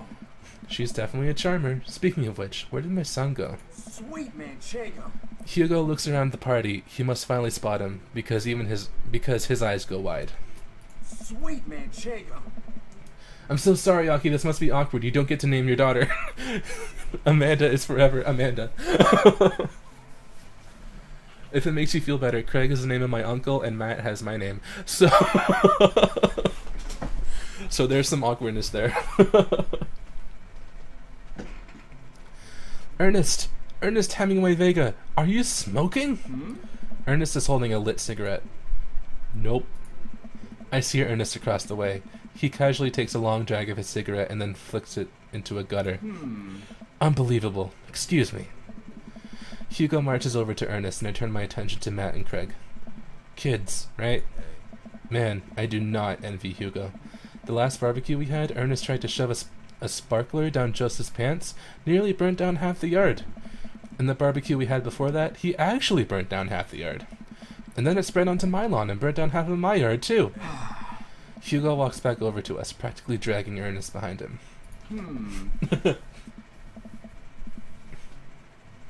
Yeah, see, Hugo's recordings are awkwardly lower quality. Hugo, there's a lot of reverb and low qualityness, and then Damien has a lot of noise filtration. But everyone else has super high quality recordings, so it's weird, you know? Hey everybody, sorry about that. You know, this is my son, Ernest. Hello. Ernest looks away, sulking, his hands shoved deep in his pockets. Hugo nudges him impatiently. Hey. Nice to meet you, Ernest. What grade are you in? Doesn't matter. Ernest.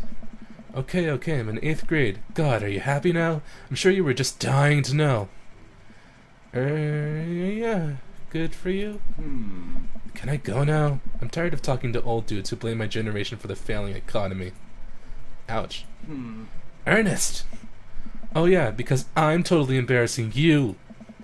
Ernest pulls earbuds in and storms off to stand in the corner. Well, that was certainly something.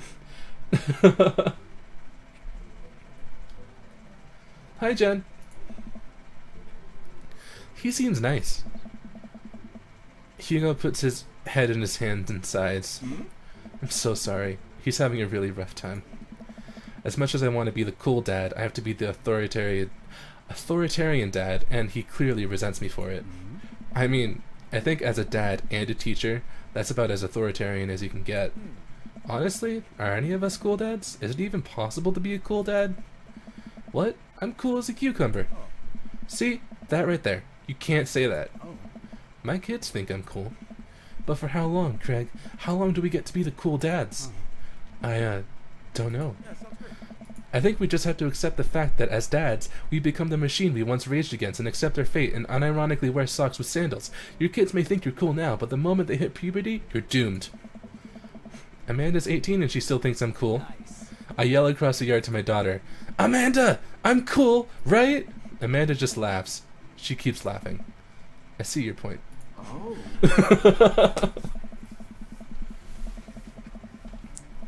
As much as we all want it, I don't think it's as important to be a cool dad as it is to be a good dad. We can't all be the best friends with our kids. We can't all be best friends with our kids. It just doesn't work. I mean, look at me and Ernest. Our job as parents is to make sure our kids turn out okay. Yeah, you're right, but it'd be nice to have it both ways. Hearing these guys talk about this makes me think of my relationship with Amanda. We get along so well, but there might come a time when it won't be like that. Is college when that happens? Hey! Don't let us eat up your time. I fucked up. I clicked the thing. Alright. Hold on. Let's talk to Joseph and Damien. I spot Joseph chatting with the guy from Dead Goth and Beyond by the grill. I wonder what they're talking about. I walk over to them. So I'm curious, can you walk me through why you had your house painted black? Where do I even start? The house stays warmer in the winter, it provides an artistic contrast to the rest of the neighborhood, and it complements the crimson interior perfectly.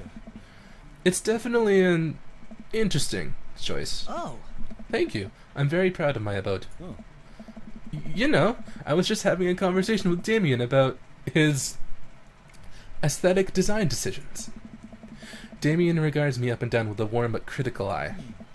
How do you do? I don't believe I've had the pleasure. I think I saw you in Dead Goth and Beyond the other day. Damien's face turns bright red. I must apologize for my behavior on that day. You see, I take the goth lifestyle very seriously, and to be caught in a ruse by such a corporation as Dead Goth and Beyond was profoundly frustrating, indeed. I hope you know that while my anger may have been justified, it was in no such way for a gentleman to act. It's okay, man. Do tell me about yourself. Are you new to the area? Yes, my daughter and I just moved in the other day. She was the one I took to Dead Goth and Beyond. Very good taste on her part. Does she partake in the goth lifestyle?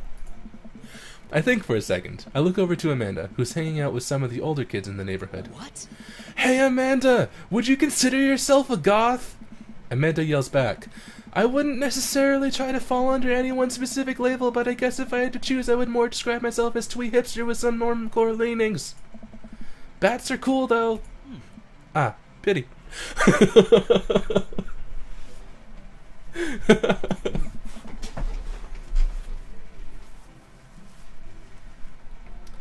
Are you enjoying the party so far? Oh, definitely. Thanks so much for putting this on. It's nice to be in a cul-de-sac where everyone is so friendly and welcoming. Hey. Amanda walks up to the conversation. I also like The Lost Boys a lot. Really good movie. Does that count as goth? That it would, my dear. I don't believe we've had the pleasure of meeting. Damien and Bloodmarch, at your service. Damien finishes the sentence with a flourish and a bow, producing a single rose and offering it to Amanda. Amanda blushes and returns the gesture with a curtsy. My, do you know how to treat a lady? Hello, Amanda. Seemingly out of nowhere, Joseph's twins' kids appear. Are they speaking in unison? Hey. Won't you come play with us? Come play with us. Forever. Guys, enough with the creepy twin shtick. We've talked about this. Christian and Christy slowly back away. Where do you think they got that from? Mary pops into the conversation, wine in hand. I don't know. Mary takes a long sip of the wine. I think I might have taped over the VeggieTales VHS with The Shining. Who knows? She takes another sip of her wine. Where's Krish? Wasn't he with you? You had him a moment ago. He's probably stuffing dirt in his mouth. He'll be alright. Toddlers are pretty resilient. Mary tips her glass at me. Ain't my first time to the rodeo. It's my 5th. I have squeezed 4 little... Sweetheart, would you do me a favor and please find Krish? That would be great. I'm sure he's fine. Mary. Okay, jeez. Mary finishes her wine and wanders off. Dad, can we go now? Ah, Lucian, have I introduced you to, yet? Hey, it's that punk from Amanda's school. I remember you. Whatever. That's no way for a young man to speak to his elders. Be polite. Lucian bows. Whatever, sir. Lucian bows again. Mr. Christensen, may I have a veggie burger, sir? Coming right up, bud. Are you a vegetarian? Yep. Make that 2 veggie burgers. Did you know that some people in the Victorian era were vegetarians? They described carnivorous type people as bloodlappers. Dad. That's really interesting, Damien.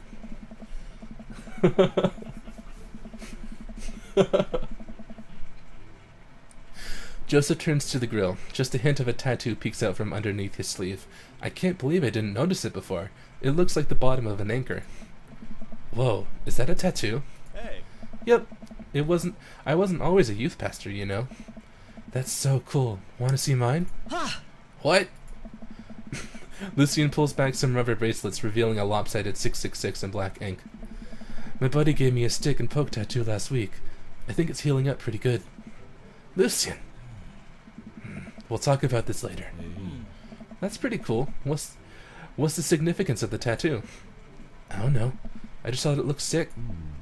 Well, in my opinion, the only reason you need to get a tattoo is because you want one. Careful though, that number carries weight. Man, Joseph is a way cooler youth pastor than I thought. I just figured youth pastors popped out of the womb with a Bible. I wonder what he did before preaching. And without further ado, let's work some magic.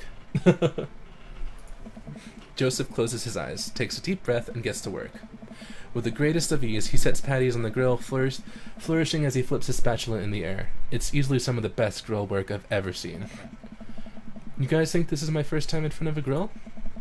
He's working faster now, effortlessly tossing cheese onto patties and perfectly grilling onions on the side. One after another, the dads take notice and crowd around Joseph to admire his masterful technique. You probably don't know this, but Joseph's known around here for his grillmanship. He's ungrillevable. I've tried to get on his level, but I just can't catch up. Let us keep studying. He has a rare quality about him. Mustard, we keep talking about this. Can't we just appreciate the artist? I've never seen him make a mistake. Ah. Okay, we need to stop. This is getting too cheesy. Please stop! All of the children at the party boo at the glorious display of puns in unison. Yeah. Alright guys, the food's ready. Please form an orderly barbecue. Amanda groans. We all grab our food and hang out, enjoying perfectly cooked cheeseburgers. Aki, funny story. I'm ready. Man, it's so wild how all of us dads live in the same cul-de-sac. Kinda nice, isn't it? It feels like there's a real community here. Totally helps when you're just a single dad trying to raise a kid. We're happy to have you here, man. I think you're gonna like this neighborhood a lot. Plus, Amanda seems to be getting along with all of the kids. If she decides to get into the babysitting game, she'll really make a killing. Hey, why don't you add us all on Dadbook? Dadbook? Yeah, it's a great social networking for dads to keep in touch with each other. We're all on it, so if you ever need to reach out to anyone, that's the simplest way to do it. Sorry, I'm just an old-fashioned dad. Social media goes way over my head sometimes. Don't worry, Pops. I'll help you figure it out. The rest of the barbecue... I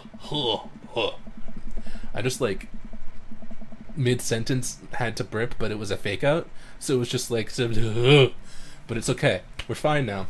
We're good.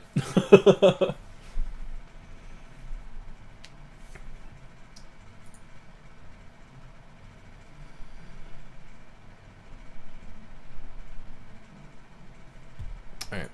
The rest of the barbecue goes smoothly. We all trade stories and drink beer as our kids play in the lawn. Amanda breaks up a fight between Carmencita and those weird twins. I think they wanted her soul.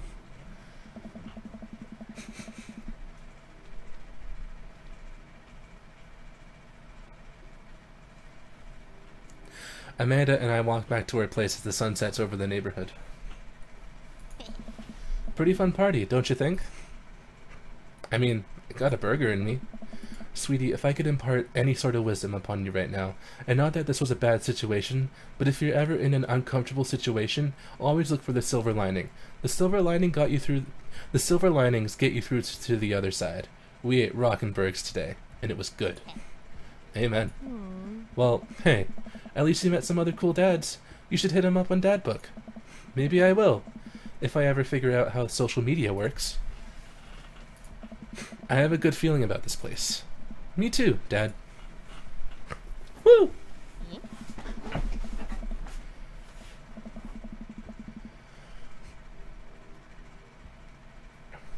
Amanda and I arrive home with the remnants of our veggie plate.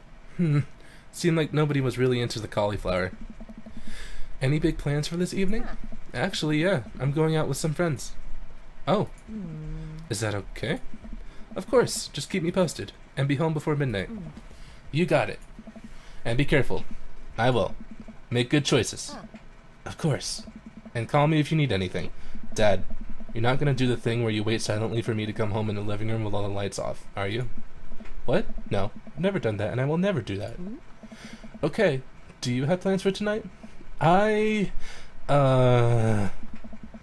plans were kinda to eat ice cream and watch TV with Amanda, but I'll find something to do. I'm gonna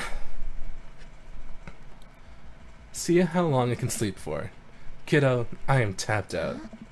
But the sun hasn't even gone down yet. I still have sleep to catch up on from when you were a baby. Just let me be. I'm just relaxing tonight. Have fun, okay? Great. See you later. I watch Amanda drive off into the night. I really do hope she has fun. I plop down in front of the TV and turn on some Wine and Dine Mastermind with celebrity chef Gavin Chapman.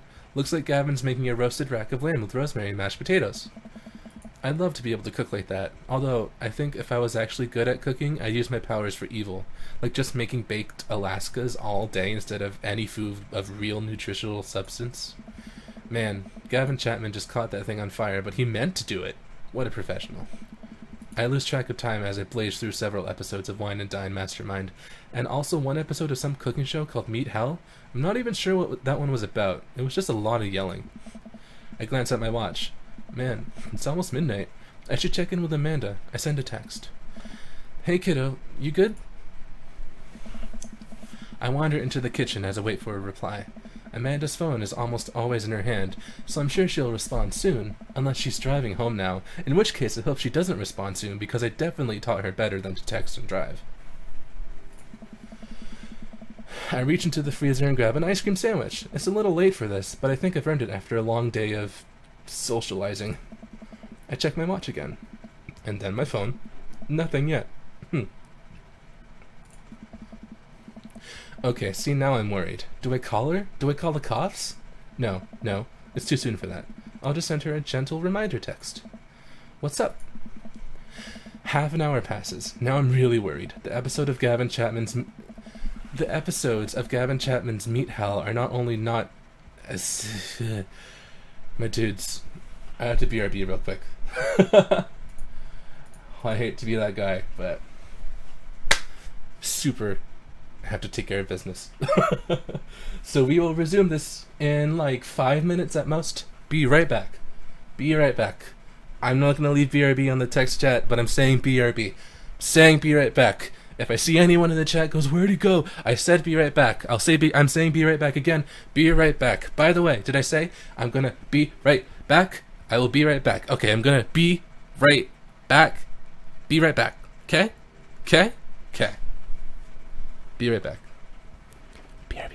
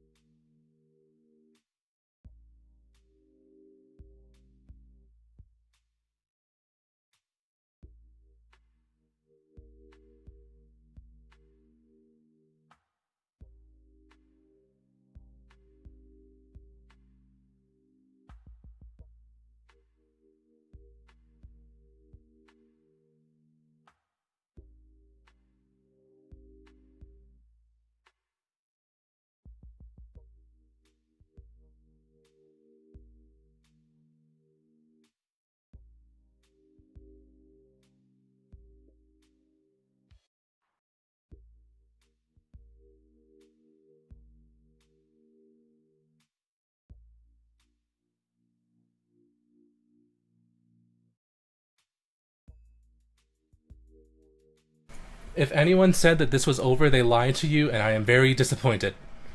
I said I was gonna BRB for literally 2.5 minutes straight, and if you weren't paying attention, you just failed the test, and you have to retake this class, so start the live stream over. Not really, you're fine. Hello. I got some water because I've been coughing a lot, and like I said, I finished my glass of water literally within the first 20 minutes, but I'm back.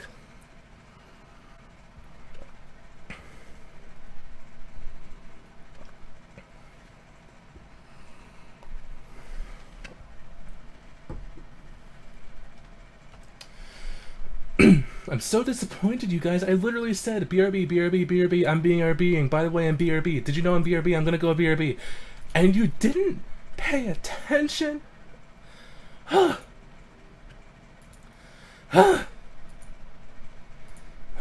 stream isn't over. I'm so disappointed. That goes to show how much attention you pay attention to me. I'm hurt. But hey, I'm back. What's up?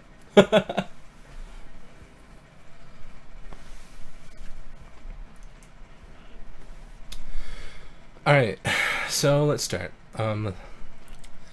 Half an hour passes. Now I'm really worried. The episodes of Gavin Chapman's Meat Hell are not only not assuaging my anxiety, assuaging, that sounds about right, but possibly exacerbating it with all the yelling, so I keep pacing around the house, waiting for her to come back. Why didn't I find out where she was going? Who was she even with? Why don't I know any of her friends' phone numbers? Why don't I even know any of her friends' full names? Who is MIP? I decide to send her another text. Amanda, please text me and let me know that you're okay. I can't help but think all of the awful things that could have happened to her. Oh, I was joking too, by the way. Don't take me seriously. I'm not the best actor, so my tone, maybe it's because I'm monotone all the time, that when I do that stuff, you can't really tell, but that was clearly fake acting. I'm not actually mad. You'll know, when I actually get mad, I get like really quiet, and I can't like emulate it, but it's kind of like, it's weird, so don't worry. We're all friends here. We're all kidding. We are all not to be taken seriously. Oh, thank God, it's her. Amanda opens the door and shuffles in. Finally, she's back home. I'm glad she's okay. Sup? Sweetie, thank God you're safe. Yep. But now that I know she's okay, I'm really mad. Why didn't you answer my texts? Amanda pulls her phone out of her pocket. Oh, whoops. Guess I didn't see those. She starts to walk to her room. Amanda Ann! Whoa, we're pulling out the middle name now? Amanda, you came home an hour and a half after your curfew, and you didn't respond to any of my texts. You really freaked me out. I was about to call the cops. Dad, you're seriously overreacting. You're not gonna be like this when I go off to school, are you?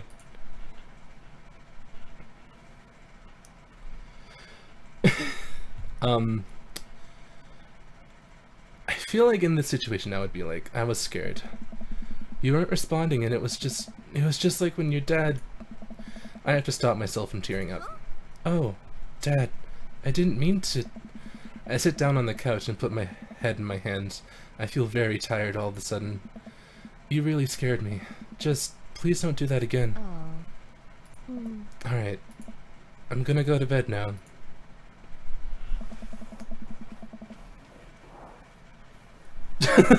Yes, Aki, this is your sisters merged. Amanda closes the door to her room and I head to mine. Jeez. As I'm falling asleep, one thing she said keeps echoing in my mind. You're not gonna be like this when I go off to school, are you? I definitely didn't sleep well last night. I brewed some strong coffee and make some scrambled eggs for Amanda as a peace offering. I just want you to know this. When I'm reading some of these lines, I feel like I sound like one of those totally candid, not actually actors on like HGTV who's like, I definitely love this house, you know? You know, I just I feel like I have that tone of voice a lot, and I just wanted to let you know that I just now realized it. Anyways. She eventually wanders into the kitchen. Hey, I thought about what you said last night. I should have texted you. I said I was gonna do it and I didn't. I honestly just didn't even think about it. I'm really sorry, Pops. I won't do it again. Well, I trust you to make good choices. I also thought about it, and I'll try to give you your space from here on out. I gotta trust that you can take care of yourself. Team, like, yeah? Team, like, yeah.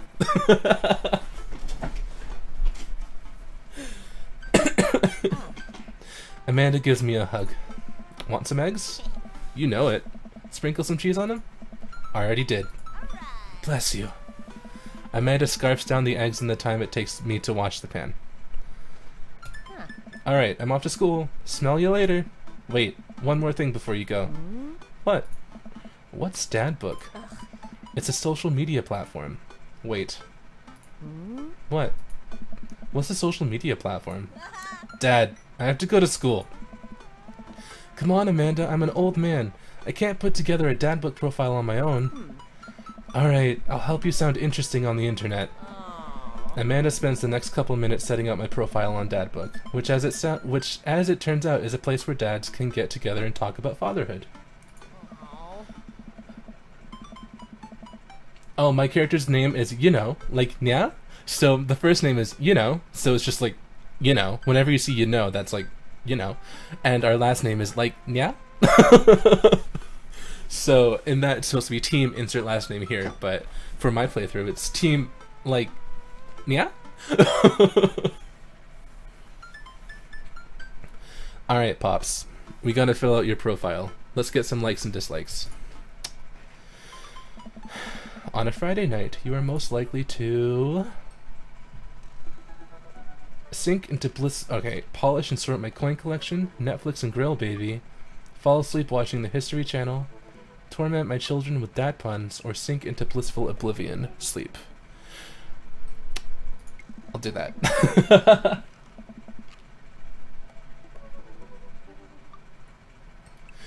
If you had one thing to take with you to a desert island, what would it be? My trusty grill, the lost shaker of salt, Castaway on DVD for instructional purposes, a boat, obviously.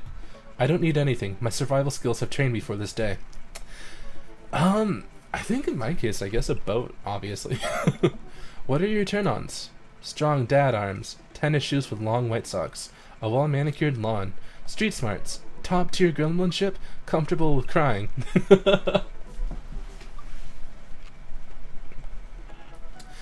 Let's go with comfortable with crying.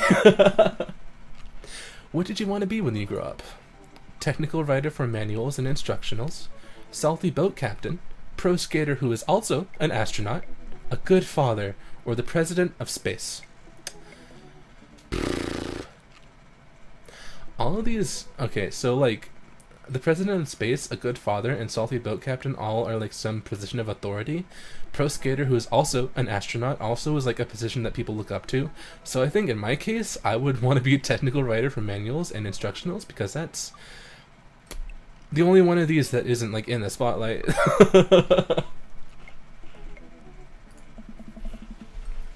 What's your favorite movie genre? War documentaries, Sean Connery's entire filmography, anything on Laserdisc, romantic comedies, whatever will make me cry, old comedies that haven't aged well.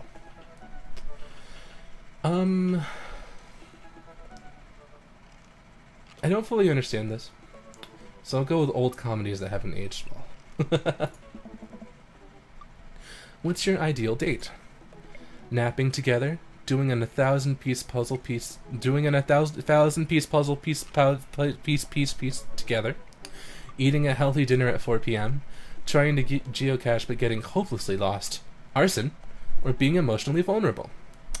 You see, the last two are pretty great. Like, I guess my ideal date is being emotionally vulnerable. What do you never leave home without? A sensible cardigan, my sick vape, a book of word jumbles and a pen, a cool knife, my crippling low self-esteem. I frequently forget my phone, keys, and wallet at home sometimes. I spend a lot of time thinking about conspiracy theories, how proud I am of my child, potential ends of the world, if I'll ever be able to love myself as much as I love my grill, when I can next get a cup of coffee, lawnmower modifications. Probably conspiracy, potential ends of the world I think about a lot, like, to be honest, I'm like, you know, like right now it could just be over. Which is very, you know, is very, yeah, let's go with that. Profile complete.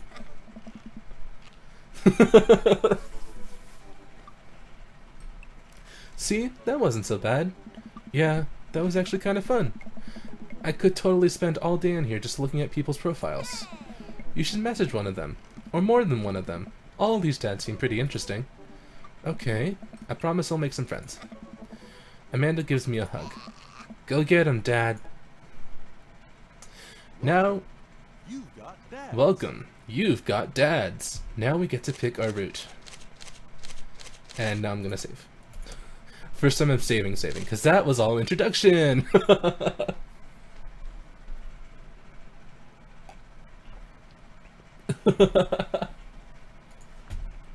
Alright.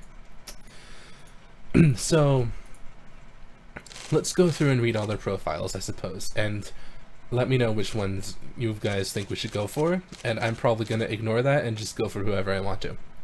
So Craig Kahn, dad of 3, business entrepreneur, and fitness enthusiast. Juggling work, family, and fitness is a tough gig, but someone's got to do it. On a Friday night, you are most likely to get one last good cardio session in. If you had one thing to take with you to a desert island, what would it be? A box of energy bars. What are your turn-ons? A sub 6-minute mile. What do you want to be when you grow up? Beer pong world champion. What's your favorite movie genre? Buddy cop movies forever. What's your ideal date? Scaling a huge, dangerous mountain for fun. What do you never leave home without? An extra tube of energy gel. I spend a lot of time thinking about, my mile time used to be so good. What happened? Have I peaked? Alright, so that's Craig. And then there's Matt Sella. Avid music enthusiast, passionate coffee drinker. You can find me most days selling bean juice over at the Coffee Spoon or hanging out at the park with my amazing daughter. Hit me up about 80s no-wave music. On a Friday night, you are most likely to perfect my cold brew setup. One drip at a time, baby. If you had one thing to take with you to a desert island, what would it be? Fine tunes to pass the days away. What are your turn-ons? Multi-instrumentalism. Instrumentalism? Whatever. What did you want to be when you grow up? A barista, weirdly enough. What's your favorite movie genre? Shit with subtitles. Relatable. What's your ideal date? We go to the animal shelter and seriously consider adopting a cat. What do you never leave home without? My headphones, both in-ear and over-ear, just in case. I spend a lot of time thinking about, where did writing commas into song titles come from and where did it go? Did we all just agree that that's a bad idea? Nice. Alright. And then there's Brian Harding. Hey, I'm Brian. I spend most of my days hanging out with my awesome daughter and thinking up new ways to grill things. If you like fishing, then we'll get along. On a Friday night, you are most likely to see just how slowly I can cook a piece of brisket. If you had one thing to take with you to a desert island, what would it be? My fishing pole. What are your turn-ons? A keen understanding of steak cuts. What did you want to be when you grew up? Fireman. What's your favorite movie genre? Romantic comedies. What's your ideal date? Deck building. What do you never leave home without? My portable fishing pole. I spend a lot of time thinking about how my daughter is smarter than I am.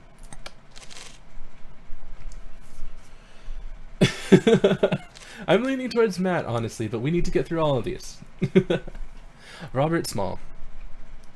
When the internet gains sentience and decides to destroy us all, you know that it'll use this information against us, right?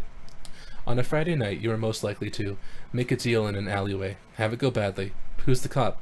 Who is Giacomo? I trust Giacomo. I can't pronounce that because I don't get that reference because I'm a fool.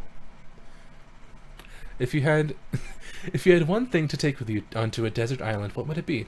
Gun. What are your turn-ons? Don't talk to me. What do you want to be when you grow up? A grifter. What's your favorite movie genre? Italian neo-realism. What's your ideal date? Grave robbing. What do you never leave home without? At least 4 knives. I spend a lot of time thinking about, you ever really look into a rabid animal's eyes? Damn. Damien. How do you do? I have finally decided to join this information superhighway. I'm not entirely sure how this works, but I will try my best to understand. I love long strolls through graveyards and spending time with my son. If you would ever like to chat about the latest in Victorian fashion, the inevitability of our own demise, or black cats, please send me a letter. On a Friday night, you're most likely to listen to true crime podcasts while I taxidermy my newest specimens. If you had one thing to take with you onto a desert island, what would it be? A coffin. What are your turn-ons? Pronouncing that correctly. I always say it as a bosom, but that's probably wrong, so I am sorry. What did you want to be when you grew up? A bat. What's your favorite movie genre? Foreign art house horror. What's your ideal date? It's night. We are at an industrial darkwave club in Berlin. The music drums to the beat of our hearts. What do you never leave home without? An upside down cross. I spend a lot of time thinking about mortality, silence. Salience? Silence?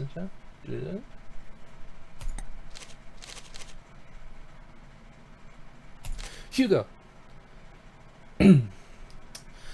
Middle school teacher, high school teacher, writer of scholarly articles on 18th century literature for various esteemed publications. If you're on here to tell me that my son put a cherry bomb in your trash, I know, and I'm sorry. On a Friday night, you are most likely to brew some strong tea and paint my miniatures. If you had one thing to take with you onto a desert island, what would it be? A remembrance of the things past by Marcel Proust. What are your turn-ons? Muscles. What do you want to be when you grow up? Movie star. What's your favorite movie genre? Documentaries and art history. What's your ideal date? Each of us read a different book on opposite sides of the couch in comfortable silence. What do you never leave home without? My glasses. Actually, I forget them at home a lot. I spend a lot of time thinking about, I worry that people who are against e-readers are more in love with the idea of books than actually reading them. Dang.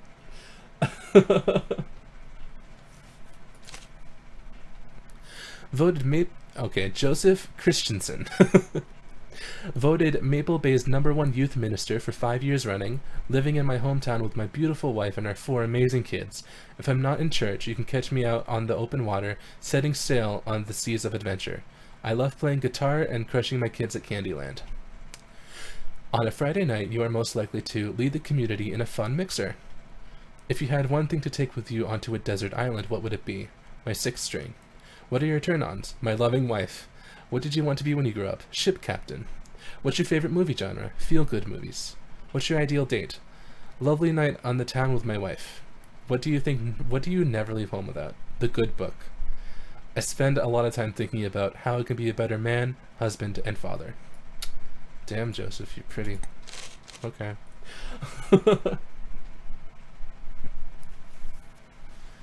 So, after realizing that if I did choose Goth Dad, I would be struggling to read out every single thing that he says all the time forever, because I can't pronounce bosom, bosom, bosom. I can't pronounce that. So,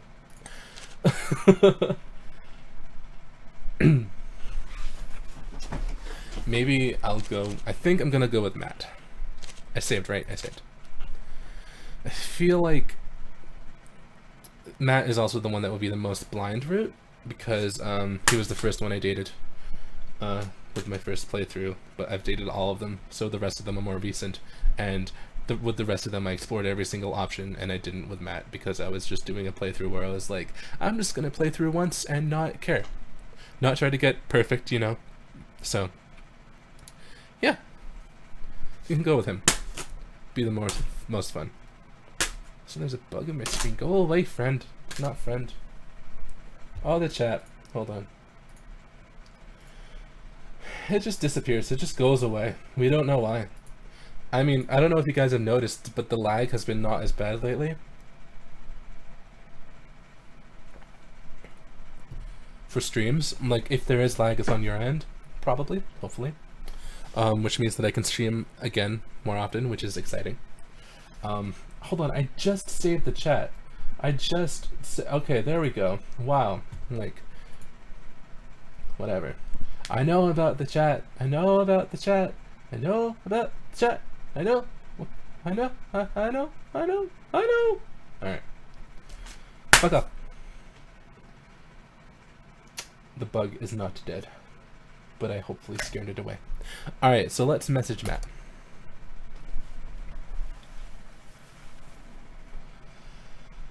I'm sorry, but I'm going. Damien is probably my second favorite after Matt. I really like Matt. Damien and Matt, after playing through all the routes, those are two really good dads. But I'm gonna go with Matt, because he's cool and he's relatable. I navigate to Matt's dad book page and type out a message. Hey man, great getting to see you at the barbecue. We should definitely hang out soon. You free later? A minute or two later, I hear a ding and see Matt's response. Hey dude, I'd be so down for that. I'm actually catching a show tonight at the Soundgarden. Wanna come out? I think for a moment. What's a Soundgarden? It's a concert venue, but also a band that a lot of people listened to back when it was cool to have soul patches. Oh man, I haven't been to a real concert since Amanda was born. Am I ready for this? While I'm thinking, another message pops onto the screen. Pup. Is it P-U-P? I'm gonna say pup, because it's cute. It's like dogs. It's like wolf. Pup is playing tonight. Cool little indie pop punk rock band out of Canada. Should be a fun one. I didn't know you were allowed to string that many words together to describe a band. Whatever. Let's go out of our comfort zone. It's a message said stuff.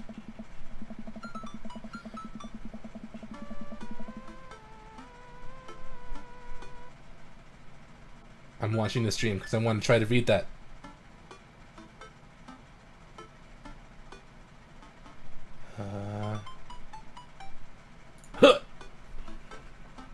Okay, it just said nothing.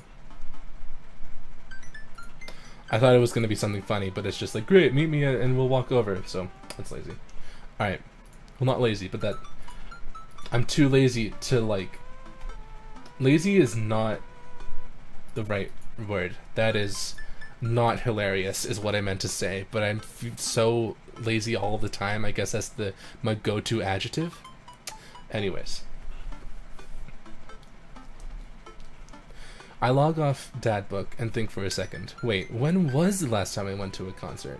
I mentally backtrack decades through memories of denim jean jackets and moral panic over teenagers turning to the occult. Oh god, I had a mullet back then. Oh god, I thought it was cool. Oh god, other people thought it was cool. I finally remembered the strange 80s prog rock I used to listen to and mentally envisioned all of the airbrushed vans in the parking lot. Man, how did anyone survive the 80s? Okay, so I haven't been to a concert in a long time. What do you even do at concerts now? I spend most of the day pacing around the house and thinking about my relationship with coolness. I mean, I always thought I was cool, at least relative to a bunch of other dads my age. Dad, what are you doing? I look over and see Amanda at the door, just getting home from school. Her eyes are a little puffy, almost as if she'd been crying. Hey, what's wrong, Panda? Oh, nothing. I'm fine. I just got sad because I realized that society collectively refuses to take pop music seriously, despite the fact that some of the most interesting musical innovations are coming out of that genre. I think it's just yet another thing that we write off because we can't take young women or their interests seriously. That is pretty messed up. Also, it's kind of funny too, because in reality, it's these exact young women who are not only the pillar of this multi-billion-dollar industry, but of most major industries. When will us youths rise up against our oppressors? Whatever protest you're going to, I'll be happy to help you make a sign. Thanks, Dad. So should I change the subject or be like, but seriously? I'll change the subject. Don't need to. She's fine. She's cool. She's chill. Oh. Anyway, what's up? Amanda, how do I be cool? Huh? Let me put on a pot of coffee first. This is gonna be a long night. No, seriously. Matt invited me to a concert, and I don't think I've been to one since you were born. Aw. Yeah, you have. You took me to one when I was 12, remember? I'm suddenly overwhelmed by the memory of a sea of screaming preteens. Oh. Oh god. I tried so hard to forget. Oh. The one where I had to camp out with you in line so you could get a good spot and then you cried and screamed the whole time? Huh? Dad. It was so much more than that, and I'm not even ashamed to say it. Oh, you're not ashamed? You seemed pretty ashamed when I found all those drawings you made of those dancing boys kissing in your trapper keeper. Yeah, well, you didn't even find the good stuff. Anyway, you should be all set for the concert if you remember that. Just bring a big glittery sign and cry a lot and you'll fit right in. Well, it's at a do you see my mouse doing the circly thing? Why is it doing that?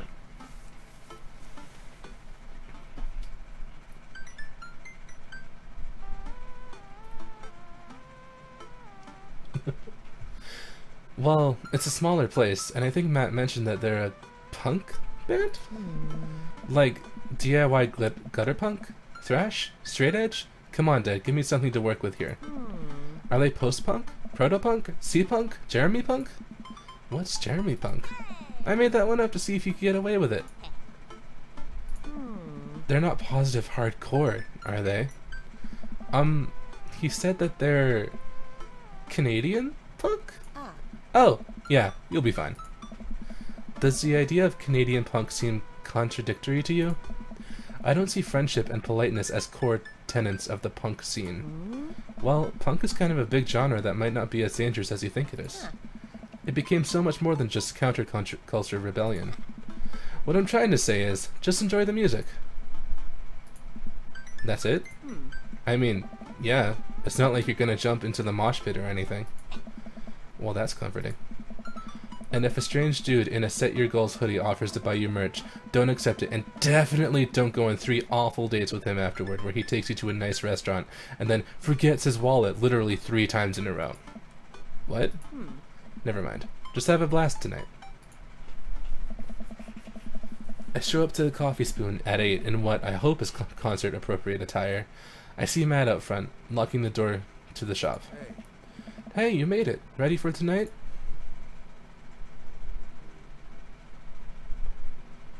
Well, it's been a while. Ah man, I gotta admit, I haven't been to a real concert since Pet Rocks were cool. I have no idea what I'm in for. Did your daughter make you take her to one of those boy band concerts where everyone holds signs and scream cries? Yeah. I got 2 lined up next month. I still can't get the glitter out of my car from the last one. Stay strong. But dude, I get to take you to your first concert in a long time. This is gonna be awesome. Just hang with me, you know, and you'll be good. The scene is super supportive. It'll be a blast. Quick question. Shoot. What is scene? Matt lets out a tiny laugh. Sorry. It's just weird because scene can describe a music scene, as it pertains to a community of people who like the same genre, but can also describe a genre of music that nobody wants to admit that they were into. Matt looks off into the middle distance. He says nothing, but I can tell he's thinking, never again. That's confusing. You'll get it. The important thing tonight is that you enjoy yourself. Come on, let's head to the show. After waiting in a short line to get in, we finally find ourselves in a small venue with a stage at one end and a bar at the other. Most people here are closer to Amanda's age than mine. I suddenly feel very out of place. My waning youth is showing. I am suddenly aware of my mortality. When were the good years of my life? Will Amanda still love me as we both grow older? Wait, is C-punk actually a genre? Matt, you made it! What? A younger kid runs up and high-fives Matt. The kid runs off and Matt turns to me, shuddering. I get nervous when people surprise high-five me. Me too. I'm like a small animal. Loud noises and large groups of people frighten me. Do you also enjoy curling up into a patch of sunlight to take a nap? That's my favorite thing to do. A couple other people notice Matt in the crowd and yell, hey, as well. Matt waves and hugs a couple people. He seems really in his element here. Matt turns his attention back to me. I am so afraid of all of these people. Oh. Let's go grab a beer. Matt and I line up at the bar in the back, where a couple of the older concert goers hang out. A couple more people notice Matt and tip their drinks to him. Seems like you're a popular guy out here. Ah, yeah, I go to a lot of shows. This is a really cool spot. But it's times like these where I realize I can only be charming and funny for about 5 minutes before I run out of stuff to talk about. And then I become keenly aware of where my hands are. And that there is no comfortable place to put your mouth. And that there is no comfortable place in your mouth for your tongue to rest. God damn it, where do I put my tongue? See? Well, I've known you for more than 5 minutes, and I still think you're charming and funny. Just you wait. We grab our drinks. This scene seems really friendly. I don't know why people wouldn't want to admit that they listen to it. Let's check out the merch. Matt and I walk over to a small booth in the corner of the room, where a crusty-looking teenager guards a selection of shirts and records. He singles me out from across the room and hops up in his chair. Step on up! Get your merch here! Got t-shirts, I got tank tops, I got all the gifts an discerning concert goer of considerable taste might want. You! I gesture to myself, my face flushing red. Yes, you! You look like a fellow who knows their music. How's about a 5-12-inch long-playing vinyl record made and distributed by Pup, Canada's premier punk rock outfit? Tally-ho, good sir. Well, see here, fine shopkeep. Your enthusiastic salesmanship has aroused my interest and suspicion on equal parts. How can I, a consumer of the finer goods in life, trust your wares to be true of spirit? A fine question from a discerning patron. Okay, Pablo, you can give it a rest. The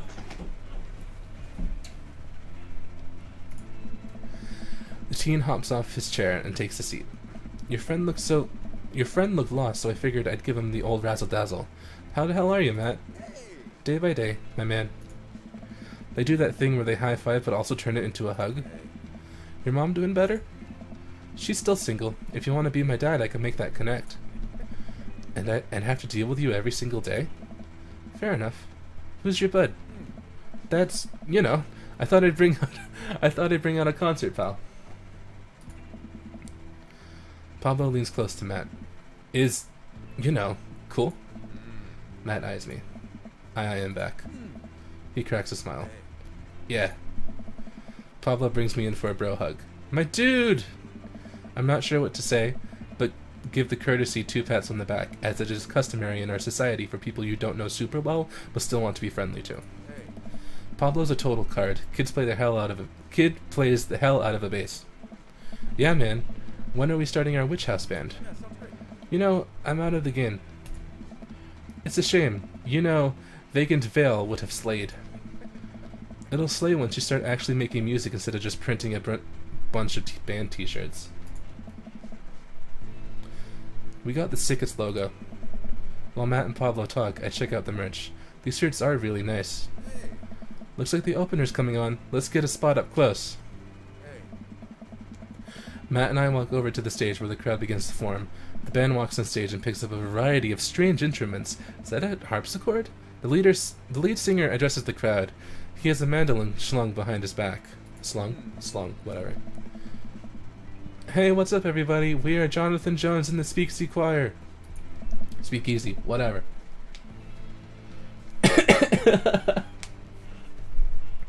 My name's Daniel. Let's start the show. Oh no. These guys. What? Without time to respond, the band starts playing the most cacophonous noise I've ever heard. What is this? Matt doesn't say anything. He just hands me earplugs. Thanks. I put the earplugs in and whatever the hell is assaulting my ears gets a lot quieter. For a band this bad, they sure do seem to be having fun. I guess that's what really matters. Jesus, did that cellist just break his bow in half? I don't get this. The set seems to go on forever. There's no breaks in the songs, and I think one of the band members' jobs is specifically just to burn poetry on stage. I turn to Matt and try to start a conversation. So you go to a lot of concerts out here, huh? What? Ask again. So you go to a lot of concerts out here, huh?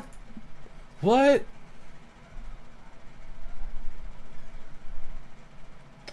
Aw, thank you, Cyber. Ask again. So, you! Yeah. Matt turns back his attention to the show.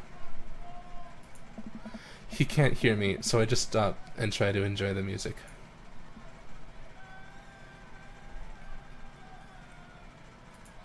Okay, no. This is impossible.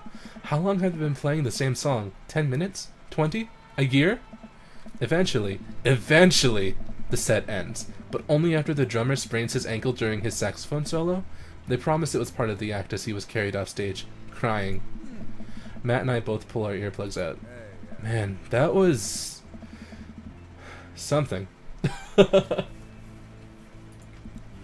I just have a lot of questions that I know I'll never get the answers to.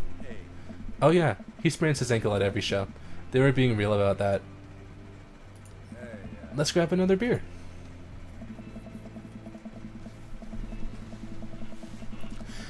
Matt and I work our way out of the crowd and back to the bar. More and more people file into the concert space as it gets closer to the main act. It's getting kind of crowded in here. We grab our beers and I try to follow Matt back to our spot, but there are so many people that I'm having a hard time keeping up. As I work my way through the throngs of excited concert goers, I realize I've lost Matt entirely. I stop and look around, seeing nothing but a sea of hip 20-somethings. I'm lost. How am I ever going to find Matt here? Where's the exit? Are there even exits? What if I'm trapped in this building forever? Am I going to see my daughter ever again? What if that terrible band gets on backstage? What if... Suddenly, a hand reaches out to grab me. It's Matt. Almost lost you, buddy. Whew, I got really nervous for a second there. You and me both, dude. He takes my hand and leads me back towards the stage. I can feel myself blushing a little. Okay. We finally settle back into our spot and wait for the band to start. Busy place, huh? Yeah. Pup really brings out a crowd. So, you go to concerts a lot? Oh yeah. It's one of my absolute favorite things in the world. I think it's one thing to listen to music and connect with it, but when you're in a room full of people connecting with music just the same way as you are, that's magic. I suddenly have the urge to pee. Curse this tiny dad bladder. I've never heard it put that way. That's really beautiful. Also, I have to pee. Hurry up, man. They're about to go on. I squeezed my way out of the crowd towards the restroom. I really should have gone before I left the house, but Amanda was watching beauty videos in the bathroom. She had an eyeliner wing going halfway across her face, which was actually a pretty good look. I'm so proud of her. I make it to the restroom, finally, but it's one of those single-person restrooms with a line forming outside of it. As soon as I finish my business, the band starts. Crap. The people that were initially milling around the venue all crowd up against the stage as Pup plays their first song. How am I ever going to find Matt now? Guess what, guys? Minigame! Everyone's rushing to the main stage to watch Pup play. I'm sure Matt will be up there too. I gotta find him before I get trampled by all these rowdy youths. I feel like this is a different song. I did set it to be streamer safe, not copywritten music. This is the part of the game where you should have been hearing a licensed tune. There we go. Nice. We worked really hard to lock it down for you. We even got permission to whitelist the song for YouTube and Twitch. But their systems are seriously broken. What a bitch. Nice. So we added the song that you're listening to right now.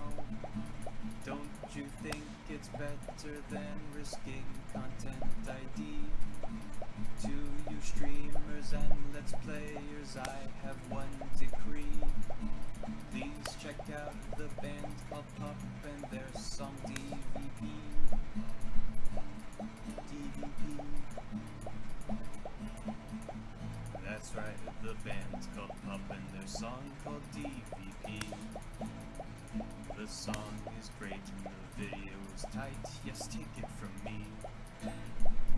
It's like footage of NES and SNES games with lyrics added into them. It's really cool, but it's kind of hard to explain right now, but you'll get it, I promise. You should really go check it out.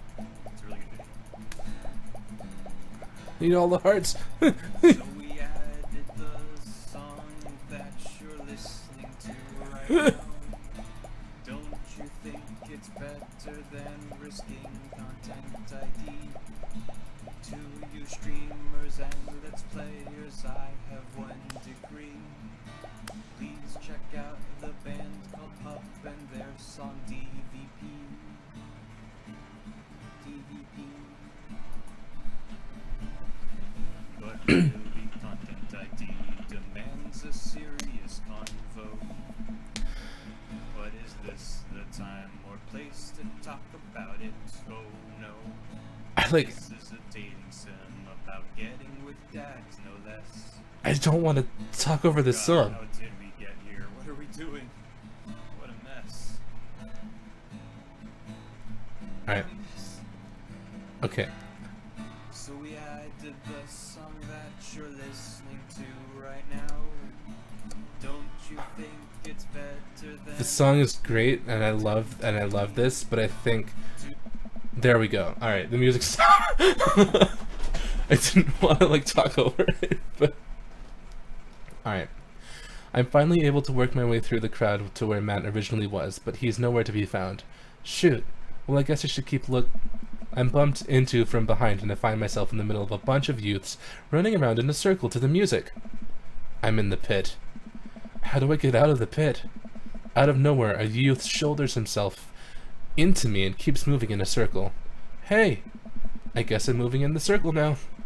I frantically search for a way out, but all I can see is an ocean of youths rhythmically slamming into each other. Another youth slams into me as I lose my balance. I'm about to topple over. This is it. This is how I die. Trampled under the boots of counterculture. Someone grab my hand. Someone grabs my hand. Someone familiar. I look up and see Matt. He pulls me up back onto my feet. You're wild, dude. Matt throws his arms around me and we jump back into the circle, bashing into youths left and right as Pup plays a killer solo. I didn't know you messed with the pit. Me neither. I can't believe this. I'm having fun. I'm a little mad that I didn't stretch before physical activity, but I'm having fun. The song ends and the pit finally dissipates. Everyone cheers on Pup. Maybe I only got enough pit energy for one song. Alright, man, let's retreat. We'll show these kids how it's done another day. We work our way back to a more comfortable spot in the crowd and enjoy the rest of the show from a safe distance. Pup put on an amazing set and basically had to beg themselves off stage after their encore. With the concert over, the crowd starts making their way to the exit. Hey, I'll meet you outside. Gotta say bye to a couple people. I hang outside of the venue until Matt finally shows up. Hey man, thanks for waiting. I got you a present. Matt hands me the t-shirt I was looking at earlier. Whoa, thanks man. Saw you eyeballing it back at the merch booth. And I mean, anyone who tears up that hard, I'm sorry, I'm a fool. Anyone who tears it up that hard in their first time back to a concert deserves a reward.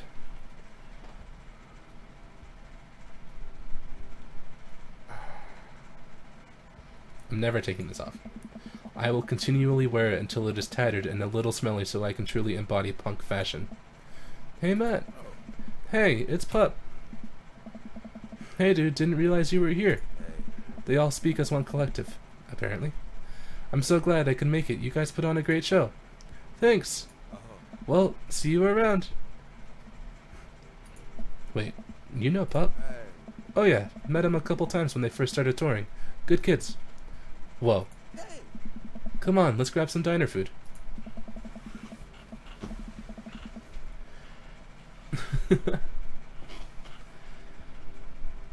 You don't know what game I'm playing? It's in the title. It's Dream Daddy. It's called Dream Daddy. Read. I suddenly realized just how hungry I am. Man, mosh pits take a lot out of you. Matt and I walk to a tiny little diner with a cute neon sign. We tear into some bacon and eggs in a corner booth. So there I am in the pit trying to explain to the face tattoo guy that I didn't mean to elbow him in the face tattoo, but he's already seeing red. Not from the tattoo, which coincidentally was red. He's lumbering towards me and there's nowhere to go. It's the end for me, right? Then out of nowhere I get this idea. I just lean back and spread my arms, and just like that I'm crowd surfing away from him in slow motion. You should have seen the look on his face. Bought him a beer afterwards, and we're cool. We still follow each other on social media. He has beautiful kids. Glad you guys worked it out. Yeah, man. Just goes to show you that Punk's not dead.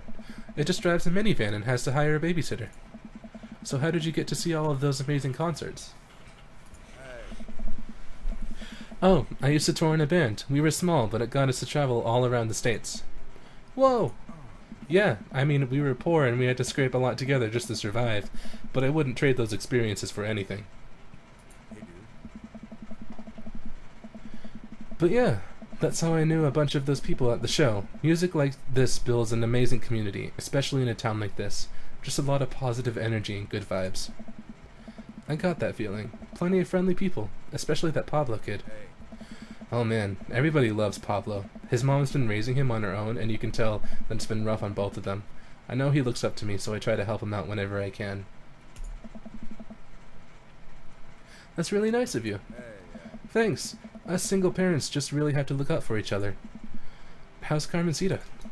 She says she wants to learn the drums. Oh boy. It'll be loud and I'll need to take a lot of aspirin, but I'll manage. Can't really blame her. I'm suddenly very grateful that all of my daughter's hobbies are super quiet. Photography, collaging, whatever it is that she does on the internet. Thanks, Amanda. I'm trying to be supportive of Carmencita's rebellious phase, but I guess that kind of defeats the purpose of it, doesn't it? I think it would be a good daddy-daughter activity to find something to rebel against together. Like what?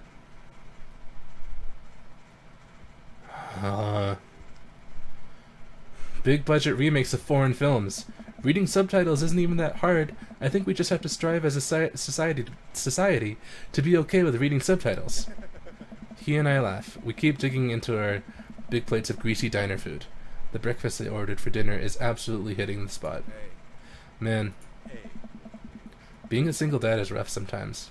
It's a lonely feeling. I understand that all too well. I mean, at least we have the rest of the dads to talk to. Yeah, I don't know. I get really nervous sometimes talking to people. Matt gets nervous talking to people, but he's so cool. Me too. I've never really considered myself an extrovert. I never really considered myself an introvert. I'm just uncomfortable in every situation, always. Ah, you're fine. You're actually really easy to talk to. You know that? I smile. Matt and I spend the rest of the night trading daughter stories. Turns out our kids are a lot alike. We finish up our late night dinners and head out. We walk back to the cul-de-sac, back to our respective houses. Tonight was a blast, man. Loved it, although I'm probably gonna feel it on my knees in the morning. You and me both. I don't usually like going to these things alone. It was really cool to have you there with me. I'm glad. Alright, I'm calling it quits for the night. Stay cool, man. He called me cool. Matt called me cool! I walk into the house with my heart in my throat. Amanda pops her head out from her room. Hey, Pops. How was the show? Matt thinks I'm cool! You don't say. Amanda Panda. Matt thinks I'm cool! Blind leading the blind, huh? Wow. I just got dunked on by my own child. Unbelievable. Hey Amanda, remind me which one of us just tore it up in the pit at a punk show, and which one of us just spent 4 hours probably watching Tiny House Hunting Amish Triplets Extreme Edition? First of all, how dare you? That show is a classic. Second of all, you moshed in the pit? Who even are you? I'm your extremely cool dad. Alright, I'm hitting the hay, Pops. I'll see you in the pit. Night, kiddo.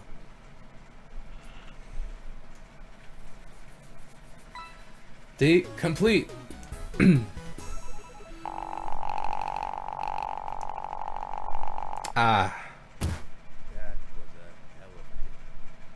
got an A, but you're supposed.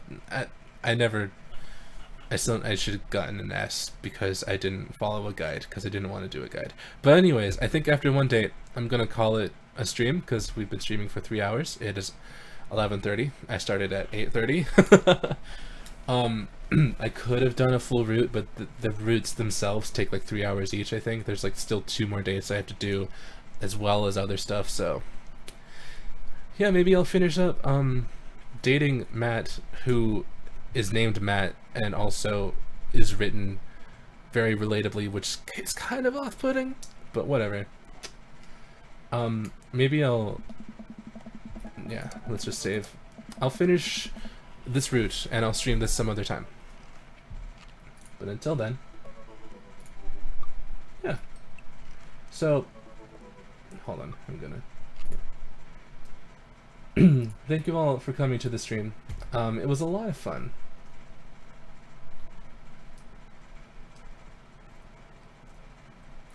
And this is a really good game, and I saw somebody just call it like Yowies or whatever, but it's a really actually incredibly good gay dating sim. If you're off-put by the gays just because of Yowies, then that's kind of homophobic, just real talk. But it's really, it has no yaoi tropes that I know, like, that I've ever seen. There's no, like, none of that. It's really good. It seems to be targeting a niche group of people, but I like specifically fall into that because with the whole daughter thing, it targets my ace like kind of fatherly like outlook, but also it's very gay, so it targets that, and I just love it. It's really good. It's a really good game. So I recommend trying it out if you ever have the time. And yeah, thank you for coming to the stream, and I will see you guys in the future. Yeah. Goodbye.